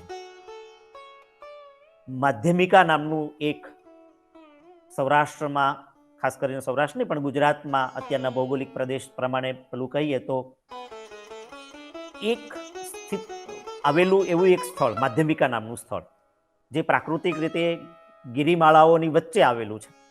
ત્યાં એક નગર વસે અને ગણ રાજ્ય અને ગણ ભાવના ટકી રહે એવી એક ભાવનાથી મહાકશ્યપ એને ત્યાં મોકલે છે તપાસ કરવા માટે થઈને. આસંગ ગયા છે ત્યાં આગળ. મહાકશ્યપ અહીંયા તૈયારી કરે છે, રાહ જોવે છે, આસંગ આવવાની પણ આવતા નથી. ઘણા બધા દિવસો પસાર થયા, અંતે તો પ્રયત્ન કરી જોયો. ખુદ મહાકશ્યપે રાત્રે પેલી ખીણમાં પડીને શતદ્રુના કિનારે રાત્રિના અંધકારમાં તરતા તરતા પેલી દુશ્મન રાજ્ય મગધની નૌકાઓ છે એનાથી બચતા બચતા ઘવાયા છે. અને એમ કરતા કરતા એક એવા સ્થાને પહોંચ્યા જે સિંધુ નદી અને શતદ્રુ નદીના સંગમ સ્થાને આવેલું એવું એક વિરાટ શિલા જેવું એક નિર્જન ફરતે ફરતે ખાઈઓ છે એવું એક સ્થળ લવણદ્વીપ છે. ત્યાં આગળ એ પહોંચે છે. એક સરસ મજાનું સ્થળ જડી ગયું અને તપાસ કરીને આવે છે. ત્યાંથી સંદેશોમાં આસંગ આવે છે. એ બધી ઘટનાક્રમો જુદા જુદા પ્રકારની દર્શકે યુદ્ધની રણનીતિની અને યુદ્ધના સમયની વ્યૂહરચનાની દર્શકે બહુ સરસ મજાની એમાં ગૂંથી છે. હું એમાં બહુ હવે રોકાતો નથી. અંતે તો લડત થાય છે. વ્યૂહરચના મુજબ સૈન્યબળ મોટું મગધની પાસે છે અને આ ગણ રાજ્યોની પાસે તો નાનકડું છે, પણ ગણ ભાવના અદ્ભુત છે. કોઈ વિધિવત નિમાયેલો સૈનિક નથી, પણ ગણજનો જ એ સૈન્ય બળ છે. જ્યારે યુદ્ધની સ્થિતિ આવે ત્યારે દરેક ગણજનોએ જ યુદ્ધમાં જોડાવાનું છે, જોતરાવાનું છે અને દુશ્મનોનો સામનો કરવાનો છે. પણ મહાકશ્યપની અદ્ભુત વિચારણા છે કે ભલે ગમે તે થાય, આ સ્થાવર સ્થૂળ કહી શકાય એવી ઇમારતો કે ભૌતિકતા કે ભૌગોલિકતા ભલે નાશ પામે, પણ ગણ ભાવના અખંડ રહેવી જોઈએ, એ અજર અમર રહેવી જોઈએ. અને એટલા માટે એમણે કેટલાક લોકોને ત્યાં માધ્યમિકા સુધી સ્થળાંતર કરવાનો એક પ્રયાસ કરી દીધો. વ્યૂહરચના આખી ઘડાણી. યુદ્ધની અંતિમ ક્ષણો આવી. કઠકન્યાઓ 8 છે. એ સરસ મજાનો અદ્ભુત પરાક્રમ દાખવે છે. દરવાજા ખોલ્યા, નગર સૃષ્ટિ, કટોકટીની ક્ષણ આવી. ધનપાલ શું કરે હવે? કારણ કે મહાકશ્યપ પણ ગયા છે. અંદર સંઘર્ષ ઊભો થયો. કેટલાક લોકોએ એમ, કારણ કે ભૂખમરો વગેરે થયું, બાણ વર્ષાઓ, અગ્નિ બાણની વર્ષાઓ થઈ, એટલે આગ લાગી, કેટલુંક અનાજ બળી ગયું. જીવ બચાવો અને સામે દુશ્મનોનો સામનો કરવો, આ બધી કટોકટીની બહુ જ નાજુક ક્ષણો યુદ્ધની અહીંયા છે. એની વચ્ચે દરેકને પોતાના યથામતી ચાલતા જીવતા બતાવ્યા છે દર્શકે. તો નગર શ્રેષ્ઠી અંતે તો નિર્ણય કરે, દરવાજા ખોલી નાખે અને દ્વાર ખોલ્યા પછી કઠકન્યાઓના પરાક્રમને કારણે અને વ્યૂહરચના, એક બાજુથી મહાકશ્યપ આવ્યા છે, બીજી બાજુથી આ માલવગણના પ્રતિનિધિઓ એટલે કે સૈનિકો એ બાજુ લડતા લડતા જાય. અને ધારણા નહોતી એવી રીતે મગધ સૈન્યને નુકસાની પહોંચાડવાનું કામ આ ગણ સેનાના ઓછા સૈનિકો થકી થાય છે. બન્યું એવું કે આવું કરતા કરતા ધીરે ધીરે કરતા યુદ્ધ થયું. યુદ્ધમાં રોહિણીએ પોતાના પરાક્રમથી ઇન્દુકુમારને પકડ્યા, નજરબંધ કર્યા. અને પછી ત્યાંથી યુદ્ધમાંથી એક લવણદ્વીપ નામની જગ્યા છે, ત્યાં આગળ નગરશ્રેષ્ઠી, મહાકશ્યપ, રોહિણી, ઇન્દુકુમાર અને ચારુદત્ત આ ત્યાં પહોંચી ગયા. આનંદ તો આવ્યો, તો પાછો મળ્યો લવણદ્વીપ પાસે અને મળીને ફરી પાછો એને મેનંદ્રની પાસે સંદેશો લઈને એલ પાસે મોકલી દીધો. એટલે આનંદની કોઈ યુદ્ધમાં વિશેષ ભૂમિકા દર્શકે આમાં બતાવી નથી. યુદ્ધ પૂરું થયું અને લગભગ મગધે ઈચ્છ્યું નહોતું, કલ્પ્યું નહોતી એવા પ્રકારની હાનિ એને થઈ. છેલ્લે લવણદ્વીપમાં કટોકટીના છેલ્લા દિવસો આ થોડા પાત્રો પસાર કરે છે, ચરિત્રો પસાર કરે છે. અને પસાર કર્યા પછી બહુ સરસ મજાની વાત ત્યાં આગળ મુકાઈ છે, દરેકનું દર્શન. કારણ કે મહાકશ્યપ ત્યાં આગળ દુશ્મનનો એટલે કે પુત્ર એવો ઇન્દુકુમાર છે, એને પણ વિદ્યાભ્યાસ કરાવે છે. જો વિરોધીનો પુત્ર છે અને ઇન્દુકુમારને પણ, જો ધાર્યું હોય તો ઇન્દુકુમારની શરતે માલવગણને મગધને અહીંથી ખસી જવા માટેનું કહેવામાં આવ્યું, દબાણ કરી શક્યા, પણ એવું કર્યું નથી. પોતે ભૂખ્યા રહે છે રોહિણી ભૂખી રહેશે, ચારુદત્ત ભૂખ્યા રહેશે, પણ ઇન્દુકુમાર અને ધનપાલને જીવવા માટે, નગર શ્રેષ્ઠીને જીવવા માટે હરેક ભોજન થોડું ઘણું હોય તો પણ એને આપવાનો પ્રયાસ એમનો છે. તપસ્વી એવું જીવન અહીંયા ગાળે છે, થોડા દિવસો ગાળે છે વરુણ દેવતાની મૂર્તિની સામે બેસીને. તો આખી વાત ત્યાં આગળ અંત તરફ જાય છે. અંતે તો યુદ્ધમાં આ ગણોનો આમ સામાન્ય રીતે હાર છતાં નાનકડી જીત થઈ. કોના કારણે? તો કે સુદત્તને કારણે. પછી તો મગધે નંદીગ્રામ પર આક્રમણ કર્યું. નંદીગ્રામ પર આક્રમણ કર્યું ને જે પ્રકારના વિહારો હતા એ વિહારમાં પ્રસાદો હતા, એ પ્રસાદોમાં જે શિલ્પ વિધાન હતા એ શિલ્પ વિધાનને તોડ્યા. અને તોડતા જોતા પેલો સુદત્ત ન જોઈ, કારણ કે કલાકાર હૃદય છે, કલાકાર ચિત્ત છે એની પાસે, એટલે એ જોઈ ન શકે, દુઃખી થશે એવું માનતો તો. પણ બન્યું એવું કે એ સરસ મજાના ઉત્તમ કહી શકાય એવા શિલ્પ વિધાનો એ મહાકશ્યપ વગેરે એમની સાથે લઈ ગયા છે. એટલે કે ગણવાસીઓની સાથે લઈ ગયા છે, કારણ કે આ ગણ ભાવનાની ઓળખ સમી કળાને પણ એને બચાવવી છે, એટલે લઈ ગયા છે. સુદત્તનો પશ્ચાતાપ થાય છે. ઘવાયો છે એના જ પિતા એટલે કે નગર શ્રેષ્ઠી છે એને એ કૃપાણ મારી દે છે. ઘવાયેલી અવસ્થામાં સુચરિતાને પણ એવું થાય છે કે આખી સ્થિતિ નિર્માણ થઈ છે એમાં પોતે જવાબદાર છે એવું માનીને એ સુદત્ત પાસે આવે છે. એને પણ દીક્ષા લઈ લીધી છે, વિહારિકાની દીક્ષા લઈ લીધી, પ્રવજ્યા લીધી તો ચારુદત્તના કહેવાથી. એટલે પણ સુદત્ત થોડો વધારે ઘવાયો, કારણ કે સુચરિતા હવે એની બની શકે એમ નથી. પરિણામ સ્વરૂપે એ સુદત્ત મગધના પક્ષે ગયો હતો. એ સુચરિતાએ હવે સુદત્તની પાસે આવીને પોતાની ભૂલ હજી બચાવી લેવાય, શક્ય બને તો આ ગણરાજ્યોને બચાવી લેવાની વિનંતી કરવા માટે સુચરિતા આવી. સુદત્ત ઘવાયેલી અવસ્થામાં સુચરિતાને પોતાની વાત કરે છે અને વાત કરીને એક પત્ર આપે છે ને જે આનંદ સુધી પહોંચાડવાનો, કૃષ્ણ અને આનંદ સુધી પહોંચાડવાનો પ્રયાસ સુચરિતાએ કરવાનું એવું કહેવામાં આવ્યું છે. રાજમુદ્રા આપી સુદત્તે, કયા દિવસે ક્યાં મગધ નરેશ અગ્નિમિત્ર હશે અને કેવી રીતે રાજમુદ્રા બતાવવાથી એને સુધી પહોંચવાનો રસ્તો મળી જશે. અને એમ કરીને આનંદ કૃષ્ણ એને કેદ કરે, બંદી બનાવે, એનું અપહરણ કરે અને અપહરણ કરીને પછી એની પાસેથી ગણરાજ્યોની શરતો મૂકવામાં આવે અને એ પ્રમાણે મગધ નરેશે કરવાનું. આવી એક પેલી કરવામાં આવી. પેલા લવણદ્વીપ ઉપર રોહિણી મૃત્યુ પામી, આચાર્ય મહાકાશ્યપ એ મૃત્યુ પામ્યા, નગર શ્રેષ્ઠી તો મૃત્યુ પામ્યા જ હતા. સુદત્તને કૃપાણ માર્યા પછી તુરંત જ તે. તો આવી એક આખી વાત. પછી તો એક આખું એક પ્રકરણ છેલ્લે જતા 3 પ્રકરણોમાં દર્શકે આખી નવલકથાને બહુ ઝડપથી સંકેલી લીધી એવું પણ કહેવાય. કદાચ દર્શક આ નવલકથાનો પથારો હજી વધારી શકે, દીર્ઘ સૂત્રી બનાવી શકે એવી શક્યતાવાળી નવલકથા છે.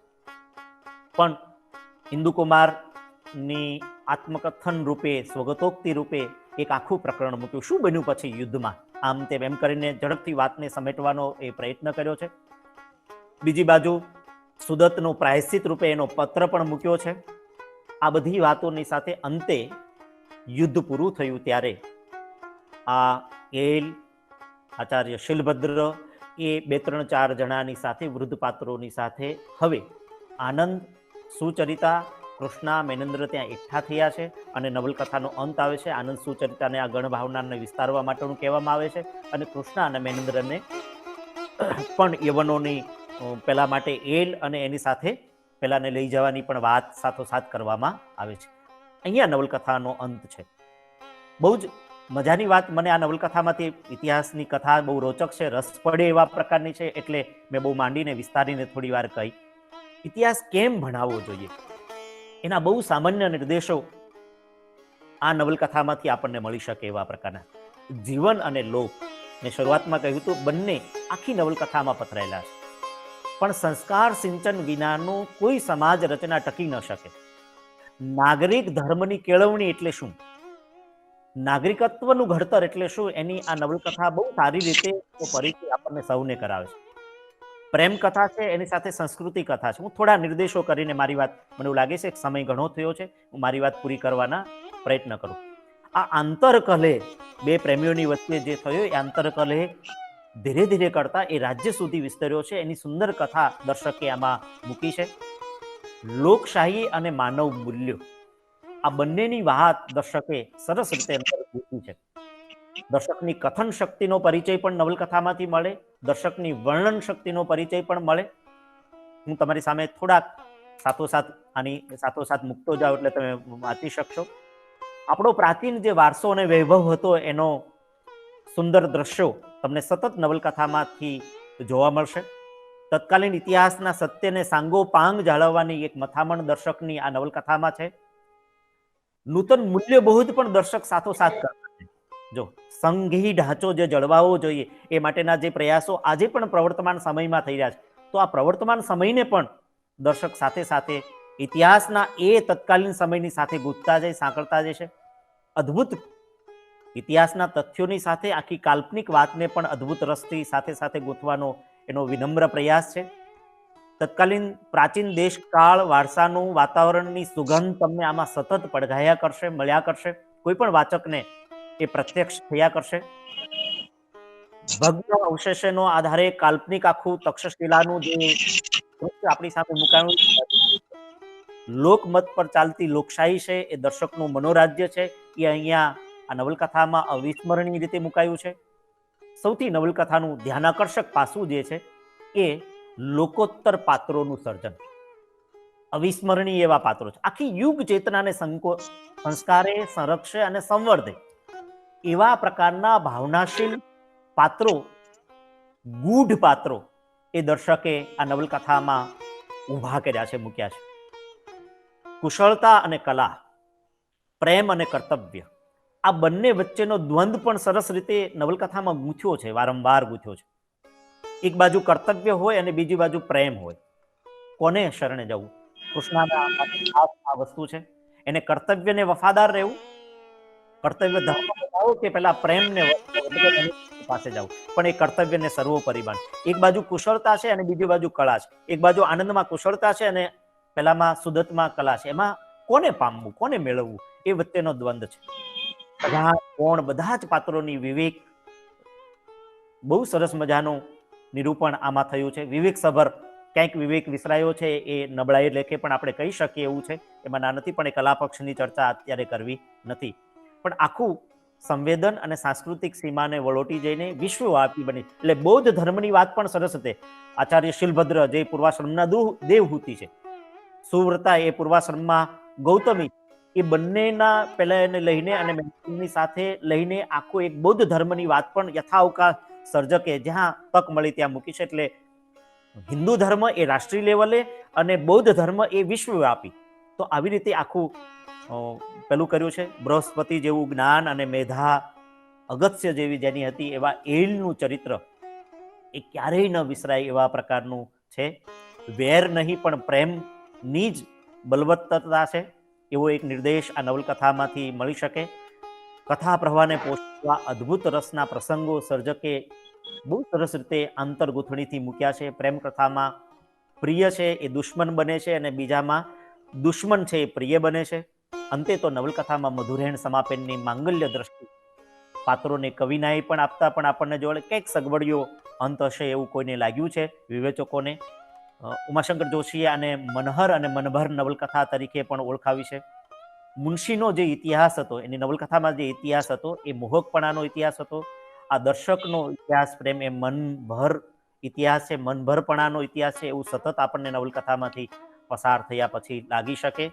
ઇતિહાસને એક નવા અર્થઘટન સાથે, નવા સૌંદર્ય બોધ સાથે મૂકવાનું કામ દર્શકે આ નવલકથામાં એ કર્યું છે.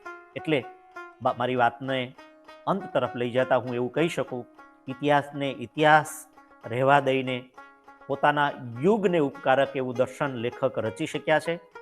ગદ્યનું સામર્થ્ય, લાક્ષણિક એવા પ્રકારનું ગદ્ય, સંસ્કૃત સંપદાવલીઓ, ક્યાંક ક્યાંક તળપત શબ્દો આપણને ખૂટે એવા પ્રકારના છે, પણ ભાવક રસ્તરબોળ કરી શકે એવા પણ સર્જનાત્મક ગદ્ય, સર્જકની કલ્પના શક્તિ, સર્જકની વર્ણન શક્તિ અને સાથોસાથ સંસ્કૃતિ ચિંતન, ભાવના મૂલ્યો, ગૌરવશાળી પાત્રો, ઐતિહાસિક વાતાવરણ અને ગદ્યની વિવિધ છટાઓ, આ બધાને કારણે આ નવલકથા વાચક પ્રિય અને ભાવક ભોગ્ય બની છે એવું મારે કહેવું જોઈએ.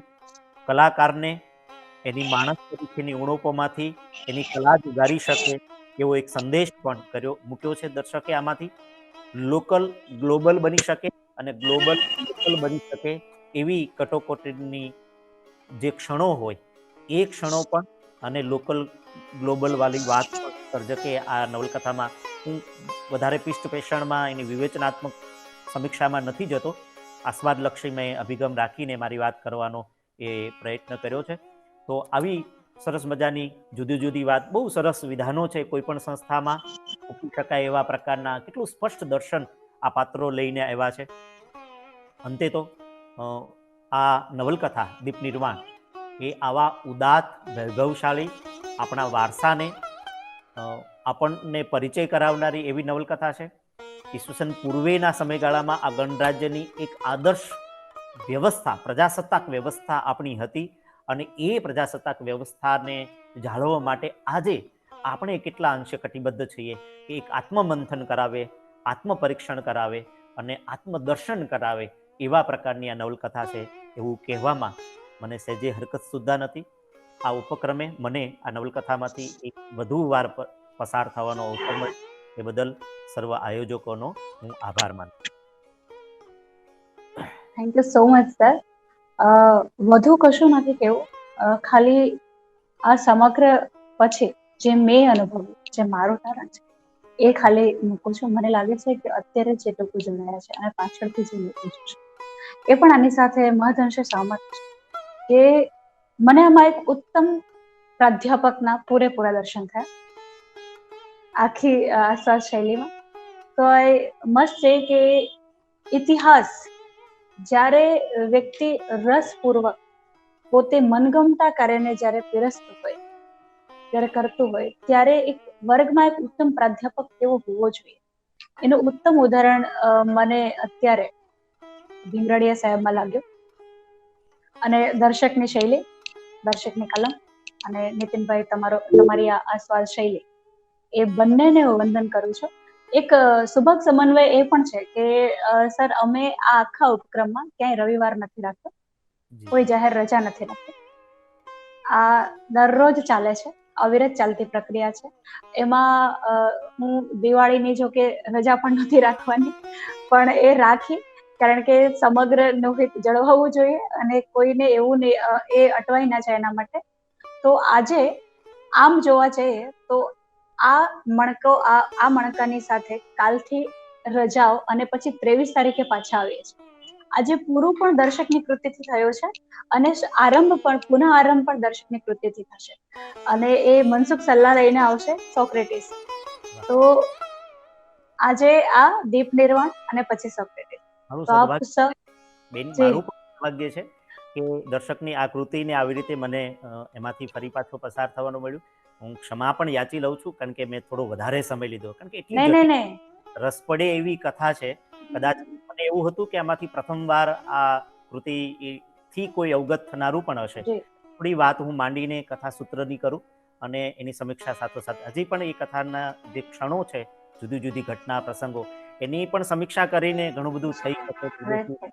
નહીં સર, બિલકુલ લાંબુ નથી થયું. એટલા માટે જ મેં મારું પહેલું જ મત એ આપ્યો, વિનમ્ર મત, કે મને એક ઉત્તમ પ્રાધ્યાપકના દર્શન થયા કે જ્યારે કરવો હતો. અને મને એવું લાગે છે કે એક મારે અત્યારે ઉલ્લેખ કરવો પડે કે હવે પછીનો સલ્લાભાઈ કરવાના છે, જેને આ સંસ્થામાં પોતાનું જીવન સર્વસ્વ સમર્પિત દીધું. મનોદદા અને નાનાભાઈ પછીની એક પેઢી જે અમારી માટે ખૂબ આદરણીય છે, માર્ગદર્શક રૂપે હજી પણ અમારી સાથે છે. આત્મીય પરિવાર અમારો અને તરીકે જેમને ગણી શકે અને એમાં વડીલનો જેનું સ્થાન છે એવા સલ્લાભાઈ કરવાના છે. આગલે દિવસે વિશાલભાઈએ કર્યું છે જે કૃતિ પર એમણે જે વાત કરી, અને એના વિશે વાત કરતા જે એમણે એક ખેદ, નિરાશા એ કહી હતી, એક સંદર્ભ મને એમાંથી મળ્યો કે એમણે એવું કહ્યું છે કે તેના બહુ આયામી સંદર્ભો સાથે જોડીને એમાં રહેલ દસ્તાવેજી તત્વોને વખોડ્યા વગર એને સૌંદર્યમૂલક તત્વોને એક નવી પીઠિકાએ જોઈ શકે એવા વિવેચકો જોઈશે. એટલે આ કૃતિ કદાચ એના કલાપક્ષથી જોવા જઈએ તો કદાચ વખોડી શકાય, પણ મારે વખોડવી નહોતી. મારે તો આ પ્રશિષ્ટ કૃતિ તરીકે બીજા બધા વાચકો વાંચવા પ્રેરાય એ તરફ લઈ જવા હતા.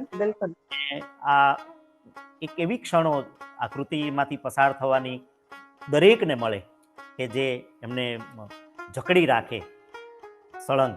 કારણ કે 25-30 વાર કોઈ એક ભાવક વાચક આ કૃતિને વાંચે છે ત્યારે એ કૃતિમાં શું એવું પડ્યું હશે કે પરિણામ સ્વરૂપે વાંચવાનું મન થાય, એ આપણને બતાવી આવે છે. ઓકે, તો આપ સૌને દિવાળીની કોરોના મુક્ત દિવાળીની શુભકામનાઓ.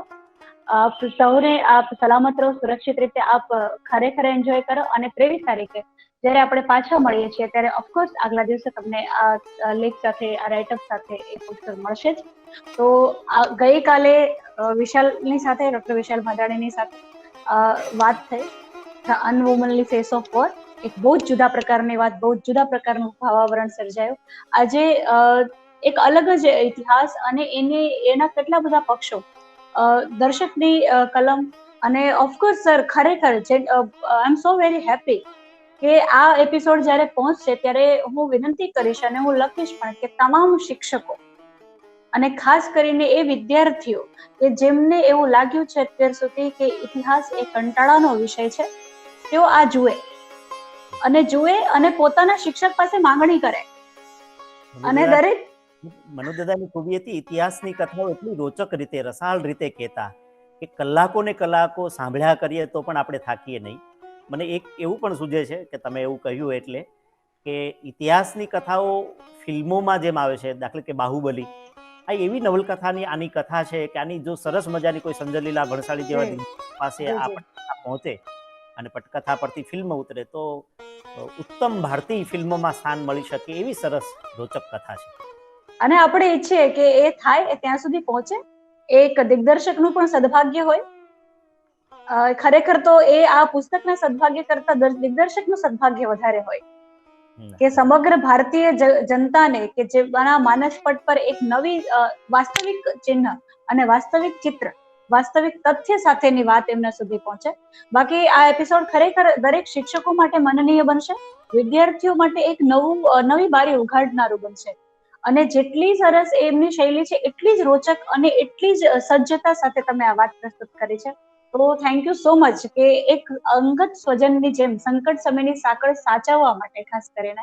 તો થેન્ક્સ અ લોટ. અને આ વિશાલભાઈને, વિશાલ ભાદાણીને, વિશાલને હું ખરેખર આ તબક્કે ફરીથી આભાર માનું છું કે એમણે મને ઉત્તમ કડી સુધી પહોંચાડ્યો.